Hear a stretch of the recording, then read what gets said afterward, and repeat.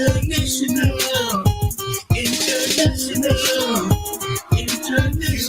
you rate your life. International,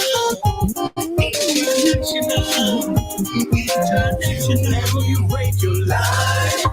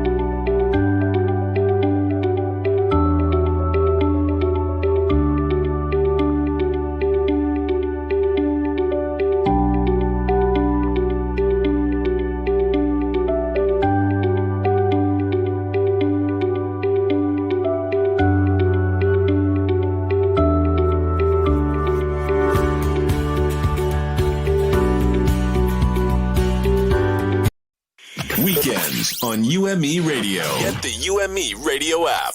Are you ready for the weekend? Oh, yes, girl. Get your cup of tea and mic check, 1, 2. I am so ready. To inspire, motivate, and educate. Weekends on UME Radio. The sun is up and so are we. News, interviews, hot topics. Connect with us. Let us know what's on your mind. Follow, comment, subscribe. We're everywhere. UME Radio app, iHeartRadio, Amazon Music, iTunes, TuneIn, and all other digital platforms. Email us info@umeradio.com. On WhatsApp, 201-503-6731. Subscribe to our YouTube channel and follow us on Instagram and Facebook, all at UME Radio. Follow me Jessie on Instagram at ink.jess. That's ink.jess. And on Facebook at Justine Abel. That's JESSELYNE Abel. ABEL. And follow me, Marsha J, on all social media platforms at official Marsha J. Or you can just check out marshajnow.com. Weekends on UME Radio with Marsha J and Jessie. Amplifying the voice of positive influencers. UME Radio. Positive entertainment 24/7. Subscribe on YouTube and click the notification bell. Hey America, this is Chaplain Wanda Thomas. Listen to Wanda Road to Success with Great Wisdom Unlimited every Sunday at 1 p.m. Eastern Standard Time during the Gospel Connection on WNJRradio.com, America's hottest web. This web radio program offers you information and tools that will help you to become empowered with skills for successful life outcomes. With so many different ways you can listen, you're going to love the way we sound. And now we're on Alexa. Just say, Alexa, play WNJR, be blessed, and get connected to us.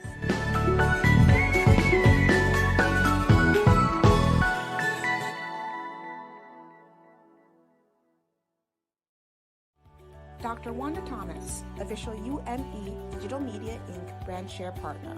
GetBrandShare.com.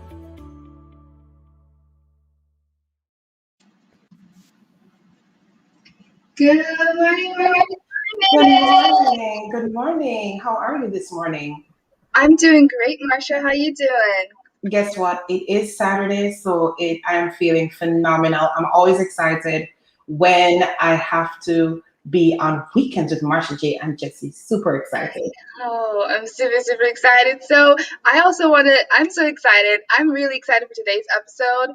And before we start, I just want to say good morning and thanks for joining us for Weekends with Marsha J and Jessie on UME Radio. We look forward to a great show today. And before we start, we want to say thank you to a big all our partners, all our supporters, all our viewers, our listeners from all around the world. Thank you so much for tuning into our program. And we know a lot is happening around the world, and we hope that wherever you are, that you feel safe and you don't feel alone, and we hope that you can be supported. So if you need advice or answers to a question to help you grow, leave it in the comment section down below, or feel free to email us at info@umeradio.com. It is our hope that this family program will become a resource for you to be inspired, motivated, and educated. And again, welcome to the show. I'm Jessie, and I'm here with my amazing host. I am Marsha J. Yes, and it's May 29th, 2021, and it's closing of Child's Month, and it is now 8:04 in the morning, and we want to say thank you so much again for our support. But Marsha, we're not just on YouTube if you guys are watching this on YouTube, right? Yes, definitely. Just to add my thank you so much for your continued support to everyone that is watching from everywhere. We go live every Saturday morning on YouTube and Facebook. And just in case you missed it, tune into UME Radio, WME DB New York to catch the repeat. Yeah, we want to say hello to you and you and you. And for those who are watching, hi guys, we can't say that enough. Please let us know where you are joining us from. We now have listeners in 116 countries. And I really took my time to say that, Jessie. Right. So since the time you have started watching us to now, we've been saying we're in over 70 countries. Now we can give God thanks and boast that we are in 116 countries, thanks to our amazing community. This year, we want to make sure that we are connecting with you. So please do not be afraid to leave us a comment, a question, or even a shout out. And you can also listen to our podcast on the following apps. We are on Apple App Store, Google Play Store, iTunes Podcast, iHeartRadio, TuneIn, Google Podcast, Podbean, TuneU, Live 365, Spotify, Stitcher, Player FM, and Listen Notes. And Jesse, how can we start this morning without talking about where you can find deals? You know, we're all about adding value to our community. And so you can walk on over with your fingers to umeradio.com/deals for some amazing things that will be of benefit to you. Yes. And so here's what's coming up in today's podcast. First, we're going to be starting with our devotion with yours truly, and it's going to be courtesy of the Daily Bread, and we're going to be talking about the rainbow halo. Then we're going to jump straight into our news items this morning, and we will be looking at news from the front page of the news, by the way, from the New York Times, CARICOM News, and the African News. And definitely we're going to be looking at some hot topics in the news, right? And we will also have our inspiration guest, which is Coach Racquel. She is with us every single week, adding value. You want to stick around for that. And we're going to have our lifestyle segment where we're going to be talking about the benefits of essential oils with Miss Kimberly Chambers. Yes. And we have our wealth mindset where we're going to be having conversations about know your worth. How many of you are afraid to ask for a raise? You don't want to miss that segment. It will empower you. And then we have one of our newest and most active segments. It's called Voice of Truth, right? We started a very special feature and we will be repeating it as a prelude to our new show coming on UME Radio, Voice of Truth with Elder M. All right. So right after that, we're going to be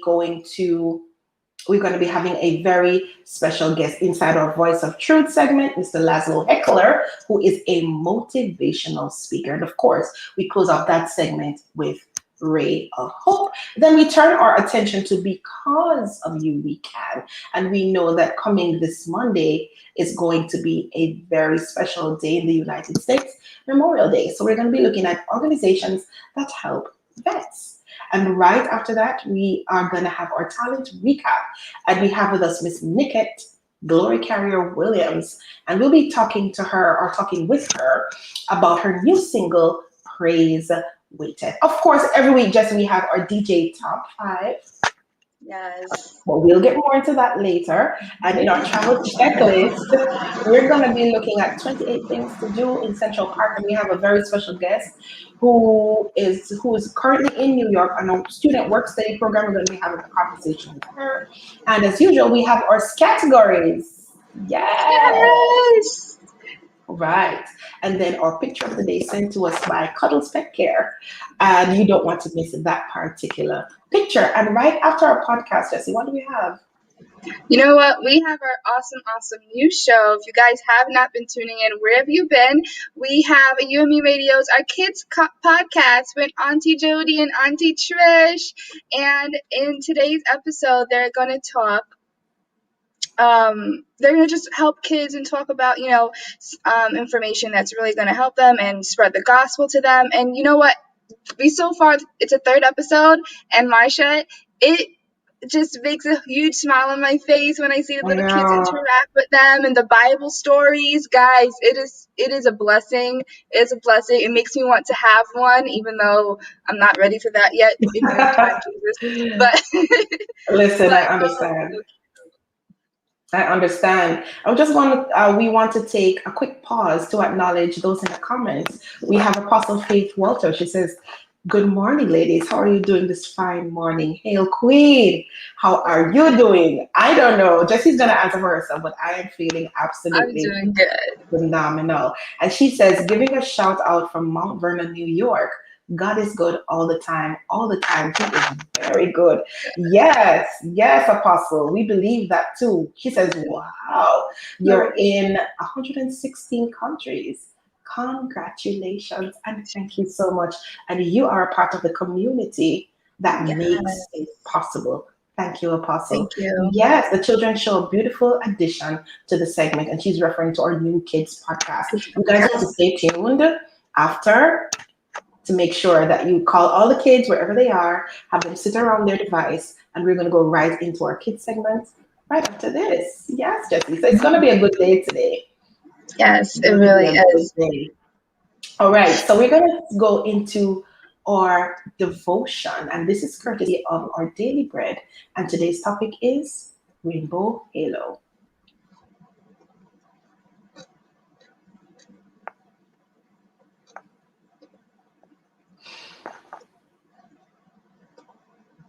So our guiding text this morning will be Genesis 9 and verses 13. And it says, "My rainbow will be the sign of the covenant between me and the earth." On a hike in the mountains, Adrian found himself above some low-lying clouds. With the sun behind him, Adrian looked down and saw not only his shadow, but a brilliant display known as the Bracken Spectre. Now, this phenomenon resembles a rainbow halo. Encircling the shadow of the person, it occurs when the sunlight reflects back off the clouds below. Adrian described it as a magical moment, one that delighted him immensely. Now, we can imagine how similarly stunning seeing the first rainbow must have been for Noah. More than just a delight to his eyes, the refracted light and resulting colors, it came with a promise from God.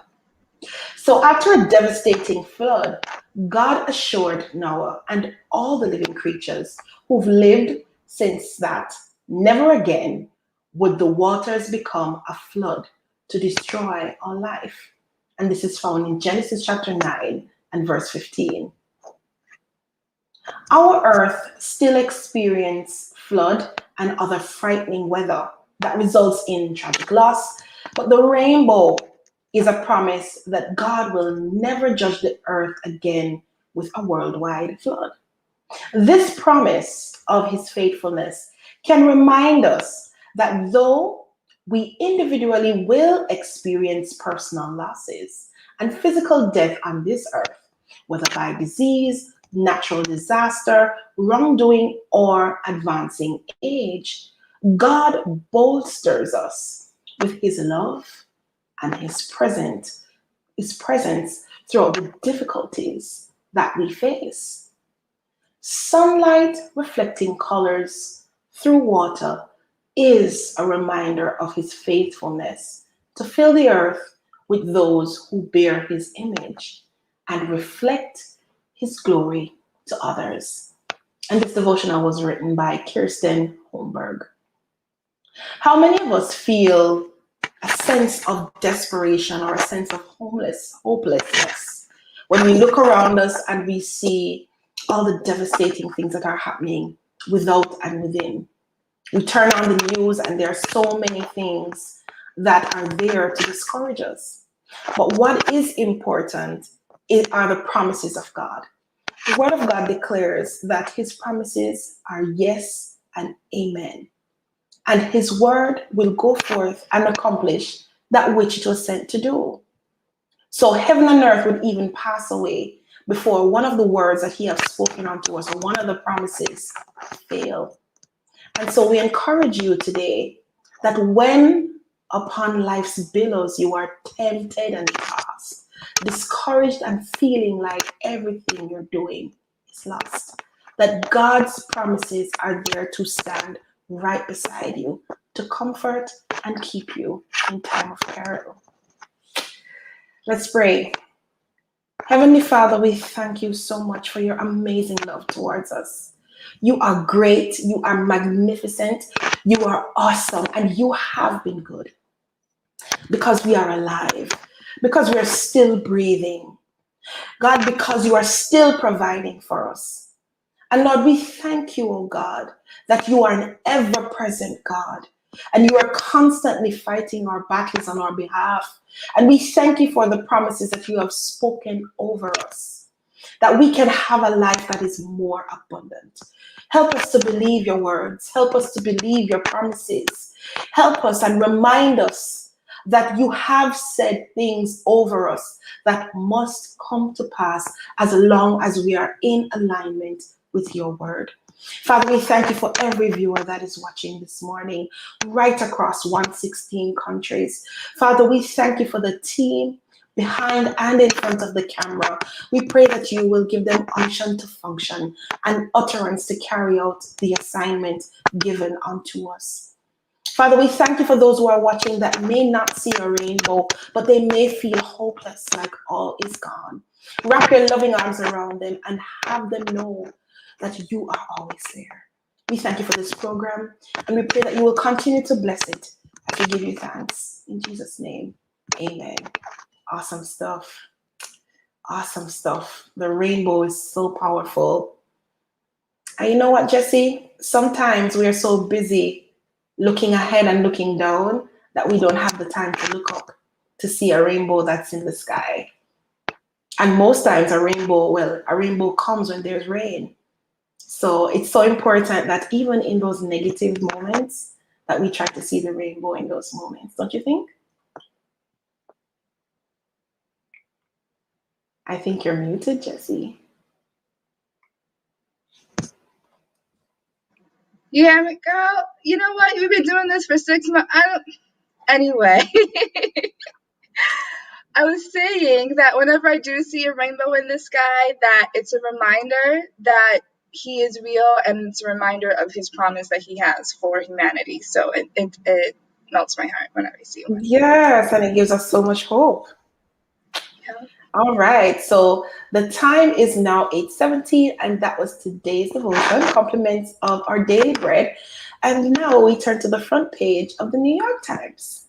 Yes. All right, guys. So while I bring this up on the computer, while our producers on the back end bring it up on the screen for you guys, I'm just going to read it off of my computer.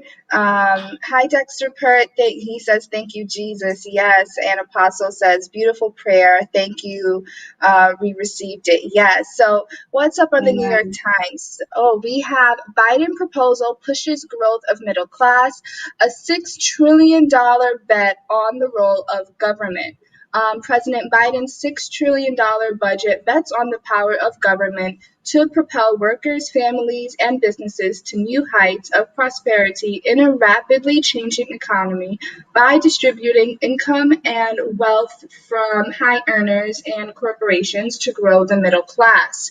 Right beside it, we have pictures of highways, of areas of New York and just United States, Rochester, New York, New Orleans, and Oakland, California. And these pictures are side by side of the cities before highways and after highways. And if we scroll down, it says, can removing highways fix America's cities? Aerial photos shown American cities before the highway boom of the 1950s and 60s and today. Highways radically reshaped cities, destroying dense neighborhoods, dividing many Black communities, and increasing dependence on automobiles. Now, some cities are looking to repair the damage brought by highways. But reconnecting neighborhoods is more complicated than breaking them apart. Republicans stop inquiry on causes of Capitol attack. GOP senators use filibuster in a show of undiminished loyalty to Trump. If we scroll down here, it's Israel Dispatch, battling anguish, anger, and a complex reality, living together, but peace stays firmly out of reach.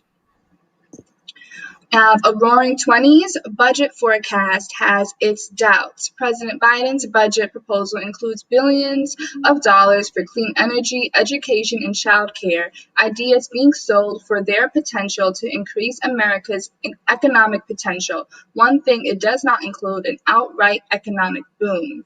In the assumptions that underpin the administration's budget, economic growth is strong in 2021 and 2022, but strong enough only to return the economy to its pre-pandemic trend line, not to surge above the trajectory it was on throughout the 2010s. Long-delayed Hudson Hudson Tunnels get a go-ahead. For 5 years, the plan to build a second pair of rail tunnels between New York City and New Jersey has been deemed one of the most critical infrastructure projects in the country, but it needed a green light from federal officials. On Friday, after years of delay by the Trump administration, that approval officially arrived from the new administration in Washington. Now, much of the $11.6 billion needed for the tunnel project could come from giant infrastructure bill that the Republican and Democratic lawmakers are wrangling over in Congress. Calls for action against Russia for cyber attack. And we have at the Naval Academy, another first. Vice President Kamala Harris was the school's first female commencement speaker. And that is what's going on the front page in the New York Times, guys. Yeah, thank you so much for that, Jessie. And here are the stories making the front page of the CARICOM news. And we want to thank caricom.org for the news that I am about to present. All right, so we have on the front page, Caribbean must aim to become more food secure, President Ali. And we have St. Lucia allows concessions for fully vaccinated persons. World now likely to hit watershed 1.5 degrees Celsius rise in the next 5 years, warns UN Weather. Innovation, transformation, and sustainable development to anchor CDB's 51st event. Value of bees, more than just a sweet thing. Travelers required to submit official proof of full vaccination against COVID-19. President of Guyana leads regional dialogue ahead of UN Food Systems Summit. CRFM member states urge to prioritize blue economy to strengthen the region's COVID-19's recovery agenda. And these are the stories making the front news or the front page of the CARICOM news. And now we go over to Africa. And we want to thank africanews.com for the stories or the front page that we are about to present. So over in Mali, coup leader called Goita named as the transitional president. All right, DRC, Democratic Republic of Congo, thousands return to Rwanda, fearing that the Nyiragongo volcano may erupt. Nambia's traditional leaders reject German offer for colonial-era genocide. Mali, hundreds show support for the army and Russia. DRC, 30 parliamentarians died, and this is the Democratic Republic of Congo. 30 parliamentarians died of COVID-19. And in Egypt, the Suez Canal traffic blockage compensation talks at a standstill. And the editor's choice for today is Meet Sufo Musa, the Mozambian imam who helps victims of insurrogacy. And these are the front page news of the Caribbean and the African news, guys. Go ahead, log on to these websites, check them out. Make yourself aware of what's happening in all of these communities and these countries. We are here for you. And Jessie, of course, before I get into our hot topic for today, let me just pause to say big up to DJ Kelly. Do you realize that you have a different setup this morning? I was reading and I was like, I know. What's different about this setup? I was just like, wait, wait a minute. Okay. Love it. I love Absolutely love it. Thank you, DJ Kelly. Thank you so much. You. All right. And so we're going to go right into our hot topic for today. Jessie, Megan is at it again. Yes. Meghan McCain is at it again. So Cindy McCain, her mom cringes at daughter Meghan. She's on The View, for those of you who don't know the talk show The View, and her mother cringes at her behavior. This is what happened.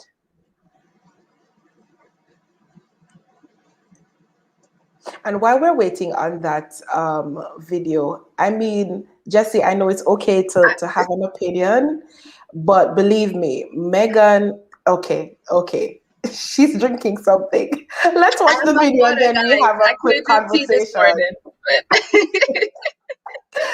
Oh my gosh, here we go, guys. Let's listen in.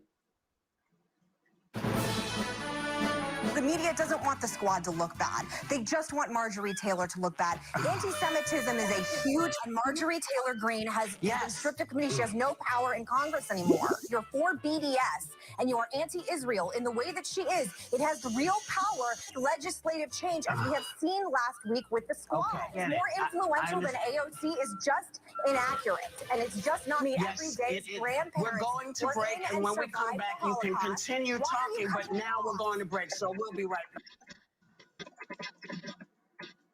All right. Wow. Oh my gosh. Wow. Can we discuss a little bit, Marsha? Yes, we can. Let's start.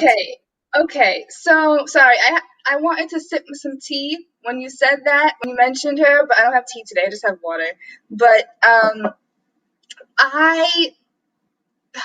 this goes beyond just this is part professionalism and part like your mother raised you right. Like you don't, and we have a show and we know that things happen in audio and people have opinions and stuff like that, but you don't cut someone. She's not cutting you off. Whoopi's the peacemaker of this program, and I'm pretty sure when they're in studios much bigger and stuff, that they have the producers in their ear, letting them know, okay, time for commercial break or whatever. And it's just like, she just rude and angry. And no, what do you think? You know what? I'm here sitting and listening to the tone, and I'm sure those of you who are watching, I'm sitting and I'm listening, and I understand passion, and I understand when you really want to get a point in, but one of the weaknesses that I think Meghan McCain has is the fact that when there is a conversation about one thing and she's sitting at the table, she has a tendency to change the conversation. Mm-hmm. So when she starts talking, the panelist that's there is almost as if they're completely disregarded, and I think that's rude, right? Mm-hmm. So here we are now at the pinnacle of a heated conversation, and Whoopi saying, okay, let's take a break and we'll come right back. But when I listen to the tone of Whoopi, it's almost as if she's been trying to interject, and now she has to just break, we really have to go to break right now. Yes. And she definitely wasn't pleased about that, but she also has to realize that in order to make the show successful, I know that there has to be different personalities, that makes a show colorful, but you also have to have some sort of respect for your teammates that are sitting at the table, because even though you are different, you're not, you're supposed to be complementing each other. That's what I think. And so this was not a very good example of how your mama should raise you, how your mama gave you up. So let's now go to a clip where, and it's bad when your mother comes out and says something. Mm-hmm. It's bad. Mm-hmm. So let's go to that clip where her mother responds. Does it upset you? Like, I mean, the other day she and Whoopi got into it and Whoopi's like, I got to go to a commercial break. And they're going, I mean, as a mom, does that, I just saw you kind of cringe a little bit when I brought it up. Does that upset you to watch? Well, from a mom, you teach your children to be polite and be nice to other people and all that kind of stuff. And it does make me cringe a little bit, but again.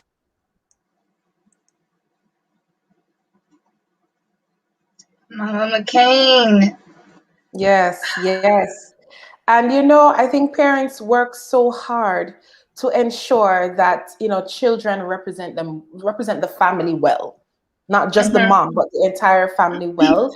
Yeah. And if you know anything about the McCain family, they're a very prestigious family.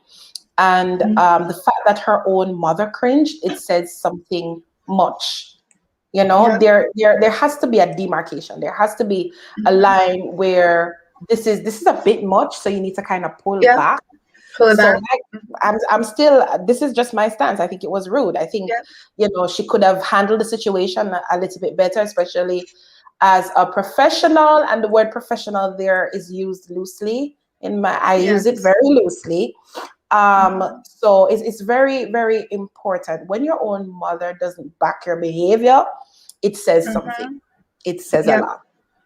And I feel like it's, for people who don't know McCain and The View and everything, the point of The View is to have difference of opinion. McCain's the conservative one. You have people more liberal. You have people in the middle for certain issues, and which I absolutely love.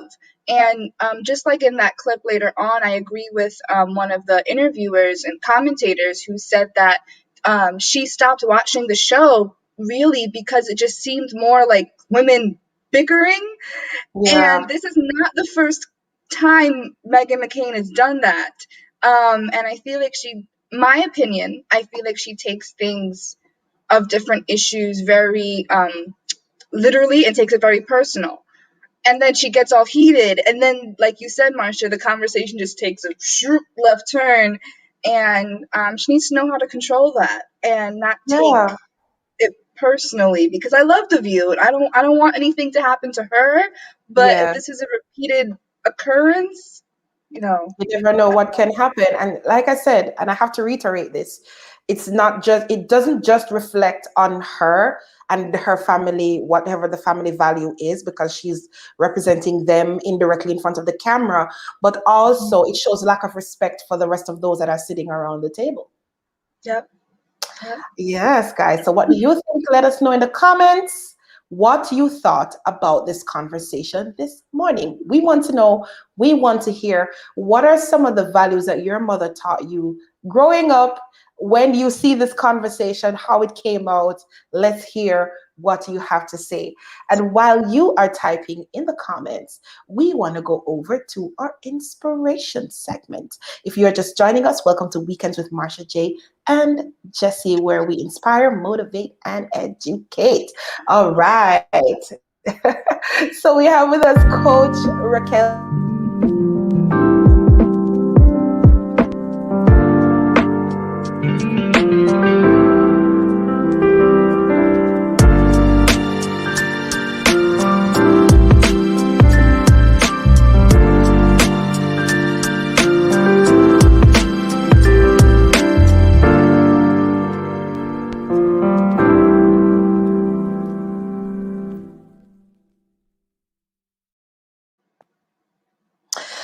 All right, so before we go to our inspiration segment, definitely want to have a conversation about Lauren Carter. Listen, DJ Kelly is popping out some intros on us this morning. I love it. Love it. All right. So Lauren Carter is the woman on a mission restoring the glory of Mount Vernon. She is a Democrat running for city council. And so we all know, Jesse, that election is drawing near. Election is drawing near, and we have had this phenomenal woman of color on our program for several weeks. And, she has shared with us her mission, her vision, her purpose, her plan, all of these things. And now time is winding down. And today we're going to be discussing a little bit about her fundraiser that is coming up on Memorial Day, which is this Monday at between 6 to 8 p.m. And we invite everyone that is watching to be a part of this event. I'm pulling up the information now to let you know who will be there and what will be happening on Memorial Day. So this is a virtual fundraiser, and it's going to be starting at 6 p.m. We have speakers including Mr. or Reginald Lafayette, who is the chairman for the Mount Vernon Democratic City Committee. We have Carmen Palmer, who is a Gold Star mother. Can you believe that? We have Apostle Dr. Faith Walters, who is a Mount Vernon district leader, Sadiq Walker, who is a JD candidate, and Paul Presendu, a sustainability coordinator. Yes. And we have featured performances, Jesse. We're going to be having the Star Spangled Banner by saxophonist Mr. Keith Merritt. He is phenomenal. And we have Miss Trisha Williams, who is a recording artist, and she will be doing a Bob Marley medley. We have yours truly, and I'll be doing an inspirational song. And of course, Jessie will be in the house too. What will you be doing, Jessie? Well, I will be doing a poem. I'm working on the title, guys. But yeah, stay tuned and join in, guys, because it's going to be awesome. It's going to be awesome. And we want you to get involved. So go ahead to laurenforcitycouncil.com/get involved to find out more about how you can be a part of this wonderful occasion, this Memorial Day. Listen, we know it's a holiday. We know it's a day for friends and family. But once you've closed out your day, close out the day with Lauren. Close out. She's doing her Remember and Honor virtual fundraiser. We don't want you to just talk the talk that, oh, I support a woman of color. We want you to put your money where your mouth is and support her. Support. Guys, and for you guys to get the link to it, it is umeradio.com/fundraiser, and that's the link to admission, and then a link for when we go live will be sent to you. Awesome. And here is what the ad looks like one more time. All right. So now we go to 21 Behavior Change with Coach Racquel. Who is Coach Racquel? I'll let you guys know. Yes, go ahead. You guys know, because I love this woman, and every time she comes on the program, I get very emotional. But if you guys don't know, if you guys are new to our podcast and our station, Coach Racquel is a proven strategist, and she's a beneficiary of the Cornell Bank of America Women's Entrepreneurship at Cornell University, where she completed certification in entrepreneurship. She is also a certified career coach, and as a child, Coach Racquel endured the countless challenges of poverty firsthand, which ultimately shaped her into the compassionate, courageous individual she is today. And in overcoming such hardships, she has become adept at helping others avoid these and other pitfalls of career and life to step into their best versions possible. Above all, over 15 years of leadership experience, she is a true advocate of positive change in the 21st century, helping individuals and companies achieve their goals. And we have on today Coach Racquel. How are you today? I am wonderful. How are you, Jessie? I'm good. I'm so excited to have you on our program every week. I'm happy to be here. I'm so happy to be here. Good morning, ladies, and hi, Marsha J. Great job. As I was sitting listening to you talk about Meghan McCain, it was just so interesting, because when you get in the heat of the moment sometimes, and I like that her mom said, she's just doing her job. You could see, you could hear the cringe in her voice, but at the same time, she's like the rest of us, it is also kind of entertaining, so I could hear that in her voice. And I really have to commend you on the news. It's so amazing to, as I listen to you cover, especially the Africa news, I'm learning something new. Like I didn't pay attention before to to the different countries that are part of that continent. And I think I grew up limiting Africa to hungry children, and I ask for forgiveness from that, but I really did. And as I listen to you talk about Egypt, and a lot of us call the Middle East, but we don't even really remember that it's a part of Africa. It's not, the wealth of Africa is just, outstanding. But yeah, today I'm here to talk about trauma, or at least what I've learned from my trauma. And I'm going to share 21 things my trauma taught me. And just to give a little insight into one of my traumas.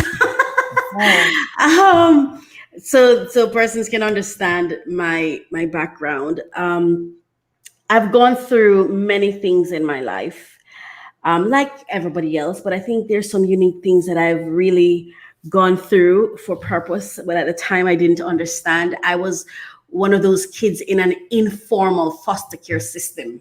I remember getting my school reports, and most of them, if not all, would always say Racquel needs to settle down, because I was that unsettled.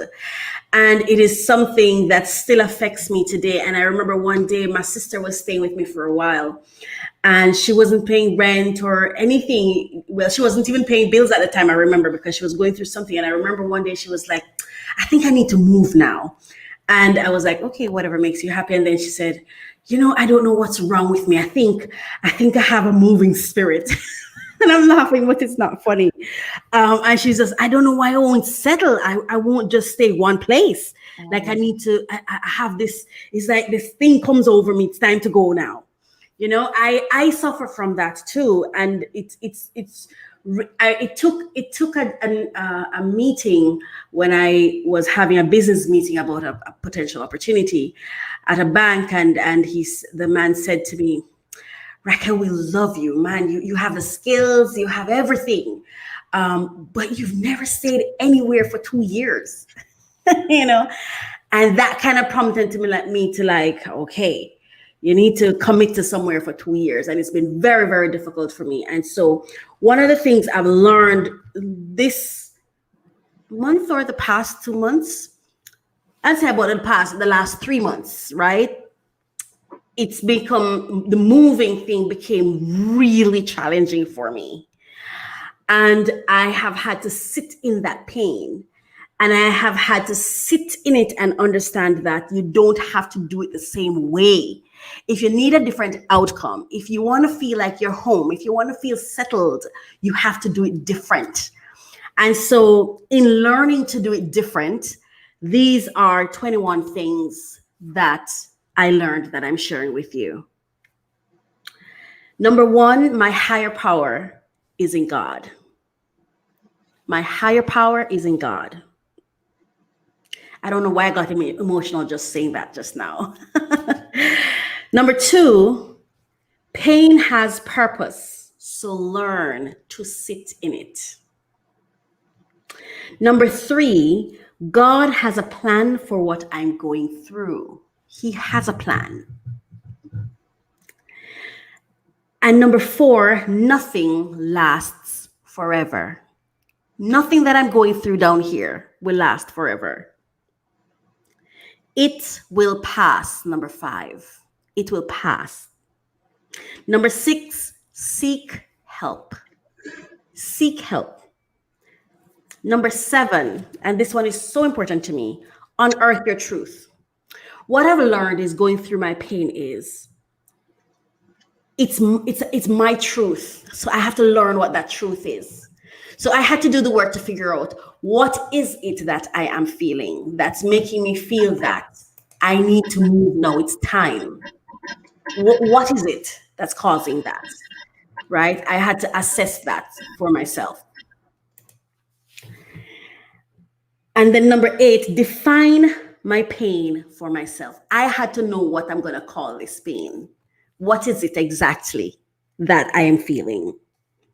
Number 10, don't assume what I'm going through shouldn't be happening. That's one of the biggest lessons I've learned. Assuming that this should not be happening to me right now. So I don't do that anymore. If something is happening to me, I don't assume that, why is it happening? Because sometimes, when you're having pain, the first response is, oh my God, let me get rid of this pain. It's not supposed to happen. Let me get rid of it. Why am I feeling this pain? But I didn't cause the pain. So I think it's useful to figure out, why am I in pain, before I start thinking it shouldn't be here, or I should quell it, or I should hush it, right? Because that's how we treat each other sometimes. The next person says, oh, I'm hurting, and like, hush. I never understand that thing where I say, oh, hush, hush. It really is shut up, shut up, shut up. That's really is what it's saying. I don't want to hear this right now. Why are you just get over this thing, get past it. Like, shh, yeah. You know, and that's what we do to ourselves when we're in pain. So I no longer assume that this should not be happening to me. Instead, I learn and unearth it. What's the truth in this moment of this thing that's happening to me? Number 11, my life's purpose is bigger than my current reality. My life's purpose is bigger. Your life purpose is bigger than your current reality. Number 12, if I let go, only what should happen will. If I let go, only what should happen will. And number 13, no matter how much I cry, what is to be will be. No matter how much I cry, no matter how much I resist, no matter how much I don't like it, what is to be will be. Number 14, trusting the process helps me to cope. Trusting the process helps me to cope. Number 15, and I think on that is when we lose it because something is happening to us. I think it's a sign of lack of faith, lack of trust, and it's something we should understand and figure out. And I think one of the things that we need to do more is ask why, as opposed to trying to remedy. I think we jump to remedy too fast when something goes wrong, or when we're sick, or when we're not feeling well. The first thing is remedy. See, because we assume it shouldn't be happening, as opposed to learning and uncovering why is this happening, so you can understand it first before you get rid of it, so the lesson can be learned. Number 15, God is in control. He is always in control. Number 16, the more I resist, the greater the impact of the pain. The more I resist, the greater the impact of the pain. I think it was Bruce Lee. Yeah, it was Bruce Lee that said, be water, my friend. You see how water takes the shape of everything, no matter where you put it? It just assumes position. That's my goal.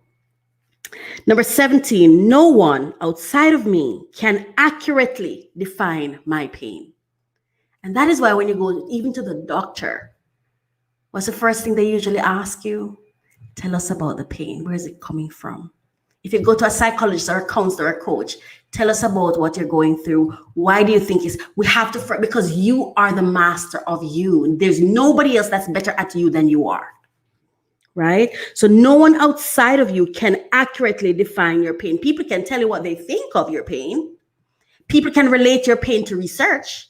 People can relate what you're going through to other things, but nobody but you can truly, accurately communicate what you're going through the way you can and the way you should.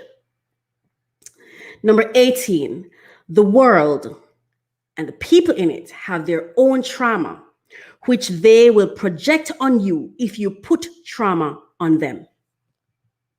If you put your trauma on them. Let me read that again. The world and the people in the world have their own trauma, which they will project on you if you put your trauma on them. You see, we tend to go to people and just give them our pain. And I think not understand that whatever they come back with is going to be influenced by their own trauma, whatever they are going through, right? There's a question I have here from Royal Events.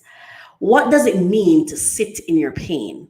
Feel it. That's what it means. It means feel it. Truly feel it. Meditate on that pain.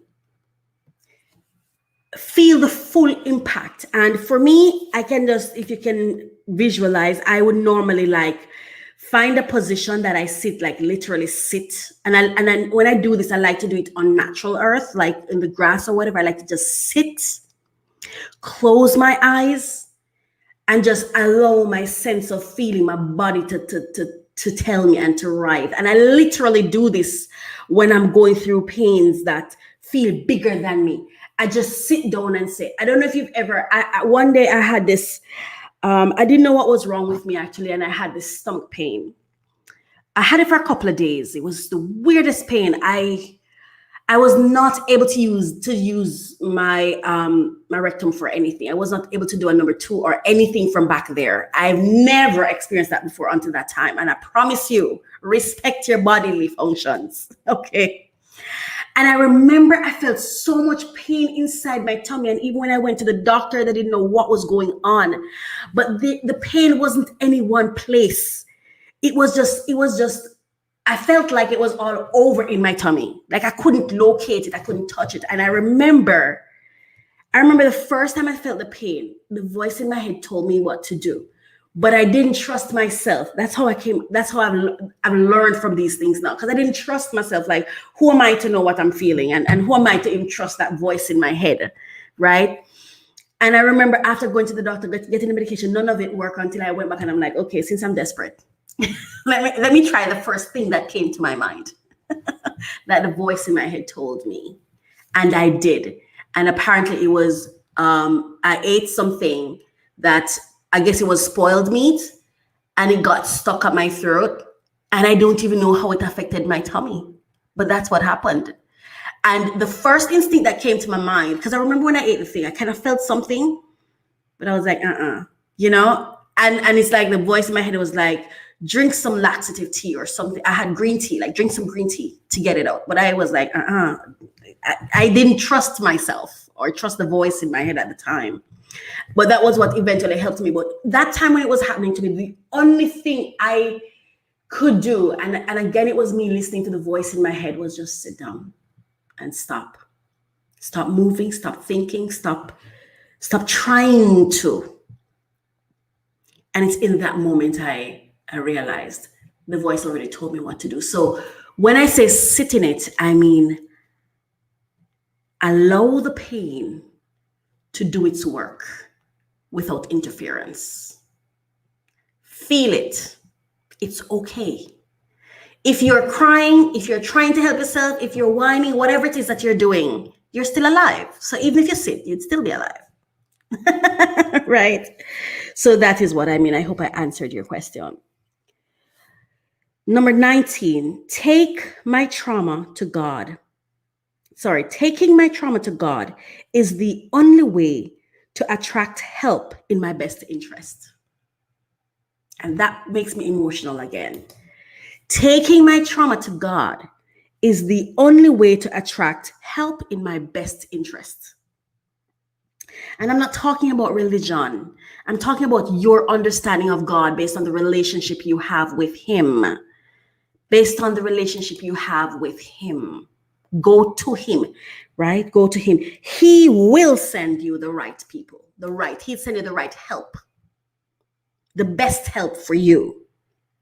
Number 20, the pain will subside or I will. Either the pain will end or I will. And I'm okay with both of them. And the final one, I am strong enough to survive it. I learned that I am strong enough to survive my pain. So those are 21 things my trauma of restlessness taught me. And I hope that was helpful. Do you have any questions for me, ladies? You know, your segment is always a segment of power, because I'm here sitting.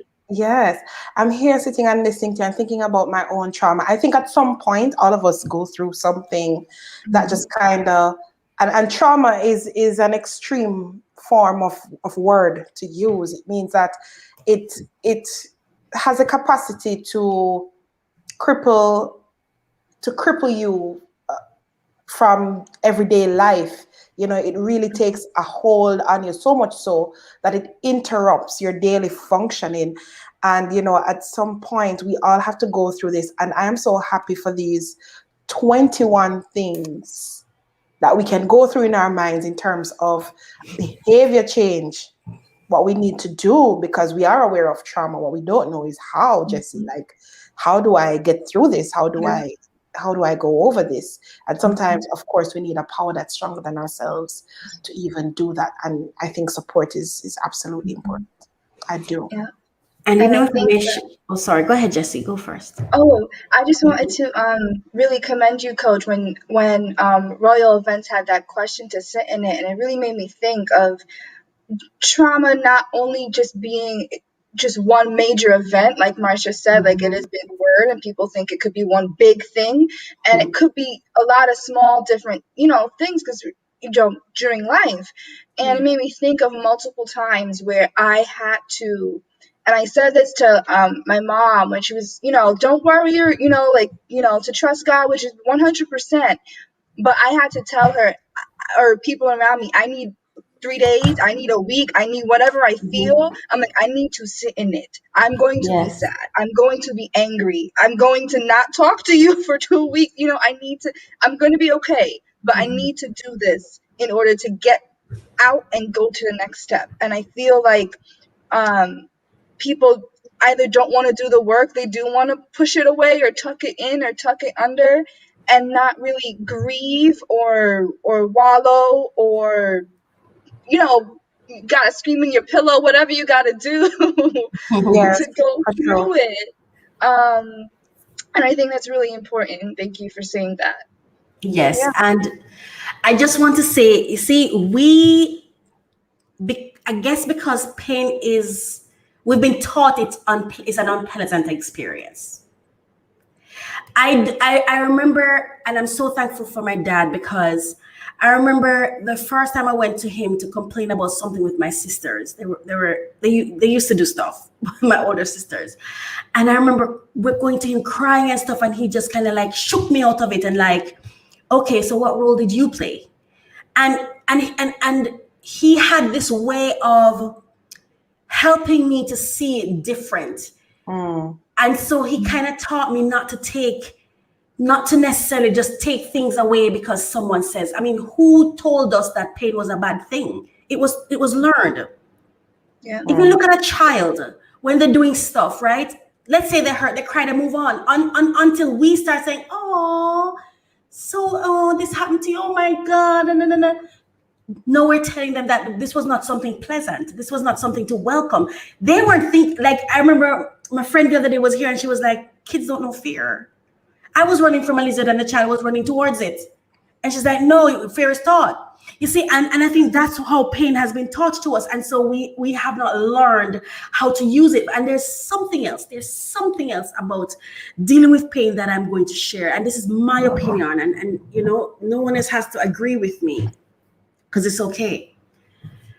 I think we treat pain the way we do based on the value we put on people.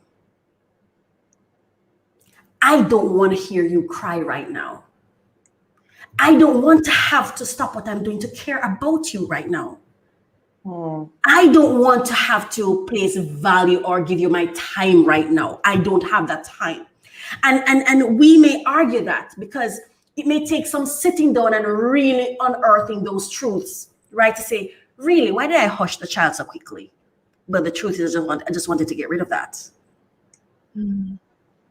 And so sometimes we miss the purpose of the pain. Maybe, like you said, Jessie, maybe your body needed those 2 weeks of rest or those 2 days of rest. Because you see, as a matter of fact, pain only comes when there's a lesson to be learned. There is not one pain that came to you that was haphazard, random, by chance. No, pain is a reward of lack of value or lack of the acknowledgement of value and the lack of really paying attention. I want to leave this with you, and then I'm going to go from the book, How Successful People Think by John C. Maxwell. It says, "Do I place value on people? You won't value the ideas of a person if you don't value and respect the person, him or herself." Let that sink in. The next time you're trying to tell somebody something that you think is good for them and they're shunning you or they're telling you all sorts of stories. You won't value the ideas of a person if you don't value and respect the person, him or herself. Have you ever considered your conduct around people you value or say you value versus those people you don't value? Now, here are some differences he pointed out, which I think was just fantastic. And it's useful to think about it in terms of who comes to cry to us and who we allow to lie on our shoulder, who we have the time to sit down and listen to and allow them to be in that pain. And then those people you just like want them to hurry and get over it. If I value people, I want to spend time with them. I want to listen to them. As a matter of fact, I listen to them is what he says. I want to help them. I am influenced by them. I respect them. And I'm going to read it one more time. If I value people, I want to spend time with them. I listen to them. I want to help them. I am influenced by them. I respect them.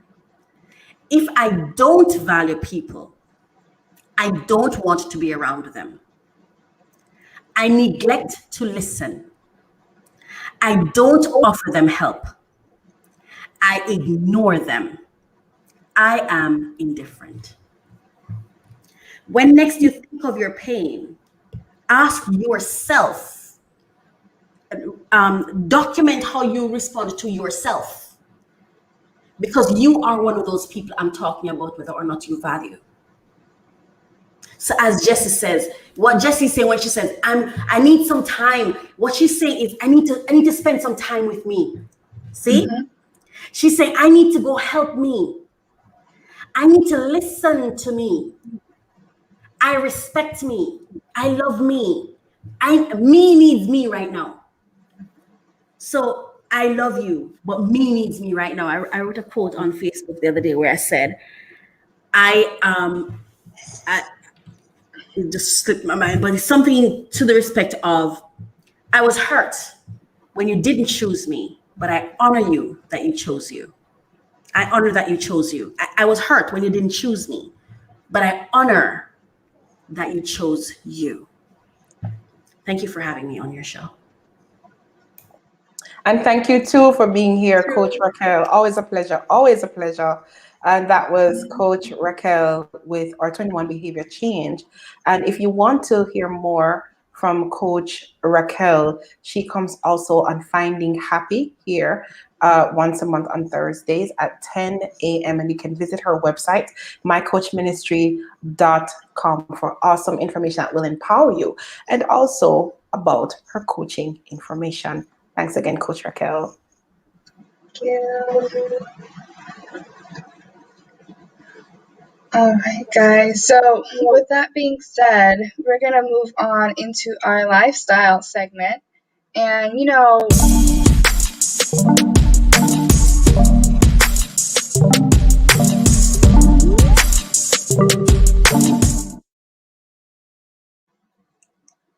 all right, guys, so we're gonna move on into our lifestyle segment. I love that little video there. Intro. So the intro is awesome. intro. You're getting a lot of surprises today. So, if you guys don't know, lifestyles where we talk about the interests, opinions, behaviors, and behavioral orientations of an individual, group, or culture. In one's own development of self, are you deliberate and calculated to live the life you love? What is your mindset in wealth, wellness, and life just in general? And today we're going to talk, Coach just spoke about value. And I'm going to shift conversations a little bit, and we're going to go into wealth and how do you value yourself? And I saw on social media, Marsha, we have real quick, Apostle Faith Walters said, but pain isn't nice, so why do I need to own in my pain? I don't like pain. I must find immediate release. And I know Apostle Faith Walters that we all want immediate release. We just want it, like, God, take it. Just take it away from me and show me the next step. But sometimes we do gotta sit in it, or sometimes that's the lesson that God wants to show. We won't really know the lesson until we take the time to get with him and release it to him, and he's like, okay, this is why you're going through this period right now. Yeah, Yeah. we hurry through pain. We really do. No, We and she's really right. do. Nobody likes it. No one likes it. No one likes it. But yeah, I was seeing on social media, Marsha, just like this meme or videos of people saying like what from the pandemic or through the pandemic, what job is not getting what type of job is not getting paid their salary, like the salary and the job that they do don't match up.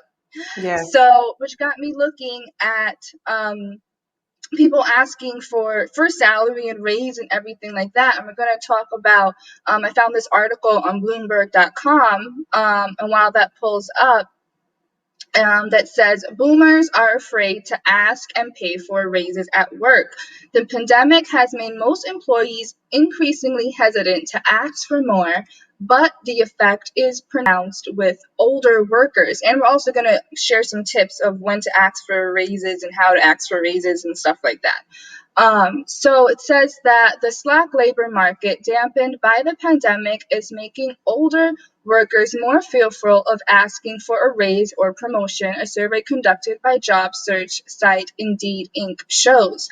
Almost all groups of workers say that they are more hesitant to ask for an increase than they were before the pandemic, but older workers in particular have become less likely to ask for more. 51% of workers between age 54 and 65 said that they felt comfortable or somewhat comfortable asking for a pay raise at their current job compared to 65% previously. And it says, meanwhile, women say that they are now more comfortable asking for flexible hours or work locations and a more fluid schedule than previously. And we have economist Anne Elizabeth Connell says that it is likely that the trend is directly related to the pandemic as workers seek accommodations to protect their health or care for children. And there's there's pictures of just the trend worldwide and just worker ambition. And it says that Indeed surveyed 2,000 American adults in December 2020 and asked them to compare how they feel now with how they remember feeling before COVID-19. And it says men are still more likely than women to say that they're comfortable for asking a raise. 74% of men and 58% of women say that they feel comfortable or somewhat comfortable asking for a raise, whereas 81% of men and 66% of women said that they felt way better before the pandemic.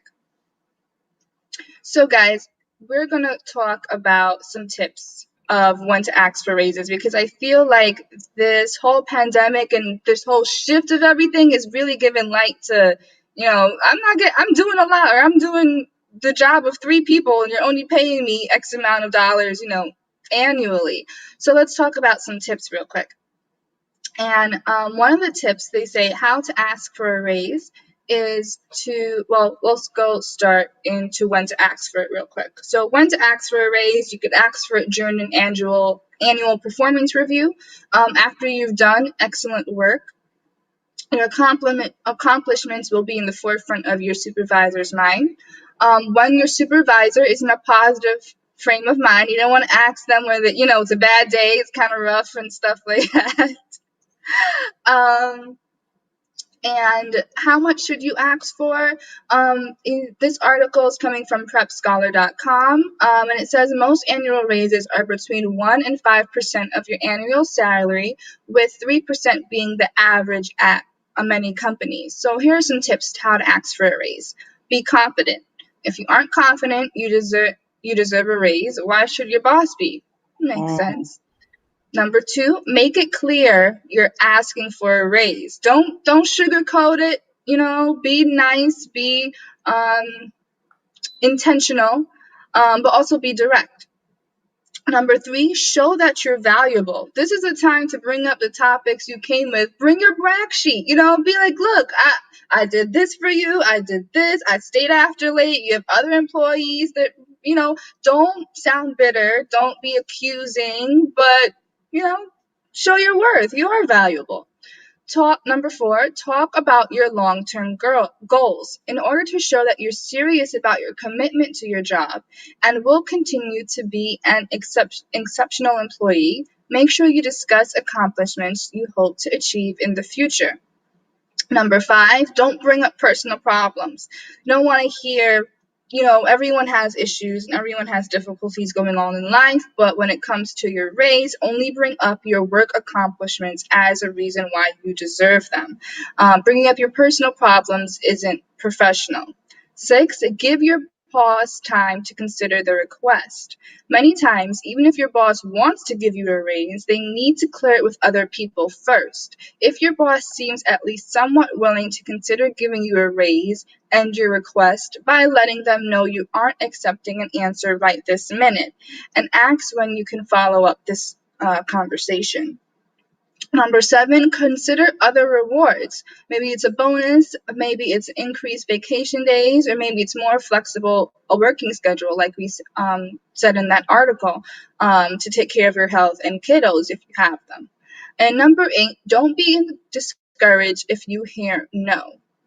If you do hear no, that brings up a good conversation to ask about what would I need to do to earn a raise in the future.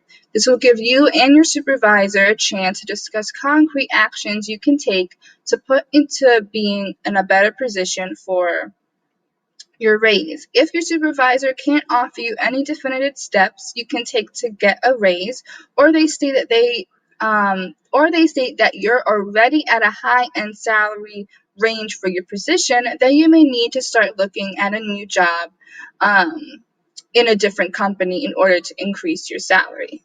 So guys, these are some tips on, what do you think about that, Marsha? Do you feel that people should not be afraid to ask for a raise? I think that asking for a raise is always a fair ask if you are putting in the work and doing the time. Because normally when someone hires you, they're not gonna necessarily, especially if you're fresh out of school, hire you at your highest potential. They see some sort of potential, but once you start to put in the work and you make an impression, then I think it's a fair ask. Definitely a fair ask. What do you guys think in the comments about with raise, and have you asked for a raise? I can tell you a brief experience real quick. When I was working at a job, and I literally was a chicken with its head cut off with the amount of roles that I did. Looking back now, if I didn't do it, and I was miserable. I was telling the person that I was in a relationship at the time that he was just like, you need to leave, and I was miserable, but there was something that God was saying, like, not this time, like it's coming soon, but not yet. And to go through me being miserable. And if I didn't go through being miserable for that moment, I wouldn't have the skills today that I needed to learn to get to where I am right now. We have a listener question that says, how do I work up the confidence when I feel like they don't think I am worth it? And when my other coworkers may think that I think I deserve more than them.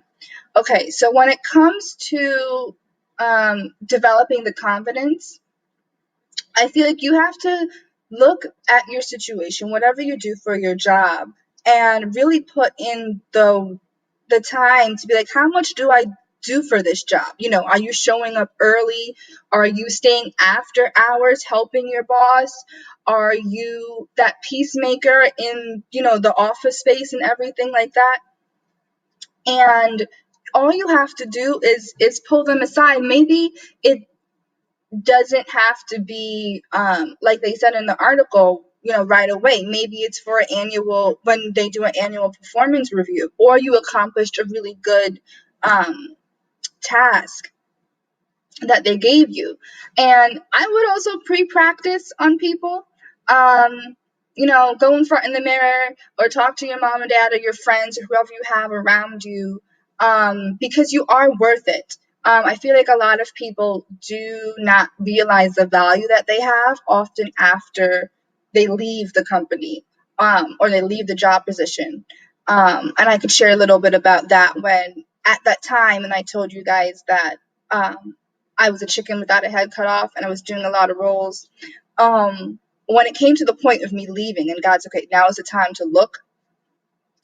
I was looking and there was a recruiter who was talking and she was like, oh, how much are you getting paid annually? And she's like, you could be doubling your salary with the amount of skills that you have. I had no idea.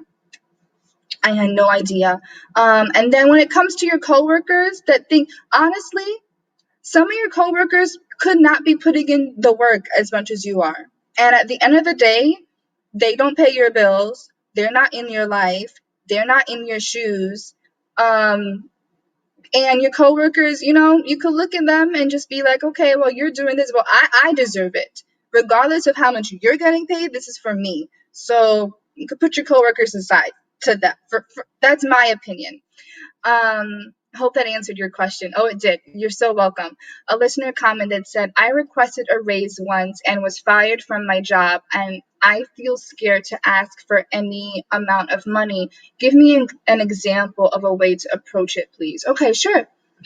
So, for example, I had, with this job, I was there for 3 years. I did love what I did, but it was just time, like I said. And when it came for me putting in a raise, I pulled my boss to a side. I waited at the end of the day. I worked at a doctor's office. I'm in healthcare. It was a private practice. And I pulled my boss to the side, and everyone has left. My coworkers had left. So I knew that it was truly an immediate, an intimate, just one-on-one session. They weren't able to hear or anything like that.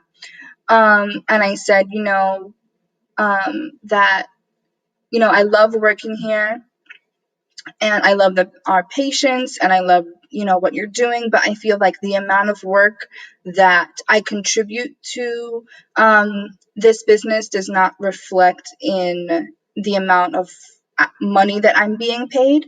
And I would like to request, at that time I was being paid hourly, and I was like, I would like to request at least a $3 to $5 increase hourly. And I did the math. That may be not enough for you.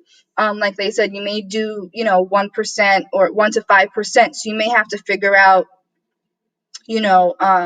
how much money, what's your minimum of this is how much I would take, and maybe what's your maximum that you're thinking that they would be willing to give you, and ask for a range and say, I would like to request an extra $3 to $5 annually, and say that it doesn't have to be at this time, yada yada yada. And I gave them space and I gave them some time, thinking it's going to take a while or whatever, and all of a sudden in a couple of weeks, I think it was like 2 to 3 weeks after we had that conversation, he then pulled me aside and was like, Jesse, you are a very valuable member and we don't want to see you leave. And they did give me that raise. So it's really just being upfront, professional. And you know what? If you were fired from that job, my own opinion, again, maybe God had something better for you in the first place. If you knew that you were valued enough, it also depends on the timing of it. You don't want to ask for a raise after 3 months of probation. That's the period of probation, but you don't want to ask for that. I would say a good year and a half to stay in that company. They can see and they can critique your work and value your work. A year to year and a half, I would say. But that's just me. I'm kind of a perfectionist, kind of a hard worker. I'm just like go. So yeah, that's just me. Hope that answered your question. Did it? Okay. Awesome. So yeah, guys, if you guys have any other comments or questions or concerns regards to this, shoot us a comment in the comment section down below, and I'd love to help you guys out with that. But yeah, I just I think it's really important, and I feel like with the whole pandemic and everything, that people are realizing that a lot of jobs out there, the amount of pay does not add up to the amount of work that someone does. And there was a social media person that said they also worked in healthcare, and she said that CNA workers, if you go on Google, I know every company is different, and Google's just an average, but it also puts into perspective your experience. I do want to say that you have to look at your resume, and if you know that you have X amount of experience in this field that you're working in, and you go for a different company, do not undervalue your experience. Another little testimony, I guess, or story I can share with you guys is that while I was looking for that job, I got 5 to 6 other job offer positions. And when I was telling people I didn't accept it, they were looking at me like crazy. Like, they were like, you're going to go to this, and you're not going to take this and this amount of money annually? And I'm like, no, I'm worth more. And looking at the job criteria of what they wanted, I'm like, this is the same stress that I was in this previous job. Why am I going to put myself, even if it's an extra $5,000 to $10,000 annually?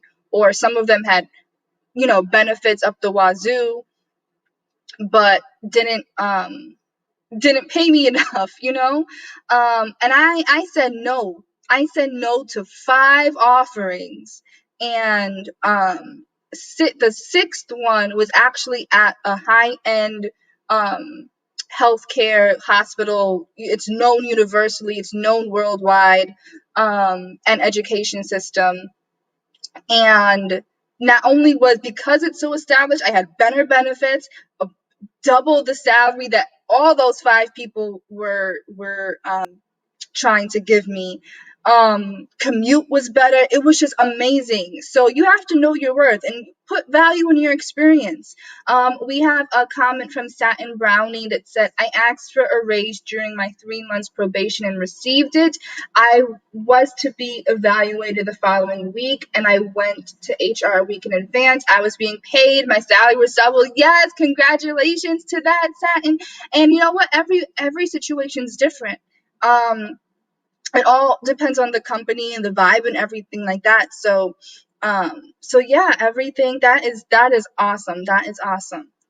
And we also have Satin that said you have to put in the work and demonstrate your commitment. Yes, you have to make yourself indispensable, but you have to value yourself by valuing yourself. Yes, I completely 100% agree on this. I completely 100% agree on this. Can you guys tell me in the comment section below, what are some jobs that you think from the pandemic that you think that are being underpaid? And she also says, if you don't invest in yourself, why would anyone else? Exactly. You have to, it's you at the end of the day. Some jobs that people also listed were teachers. We all know that teachers are underpaid. And I feel like this pandemic really should have enlightened a lot of people, a lot of governments, a lot of state laws, everything. Teachers do a lot. They do a lot for our kids.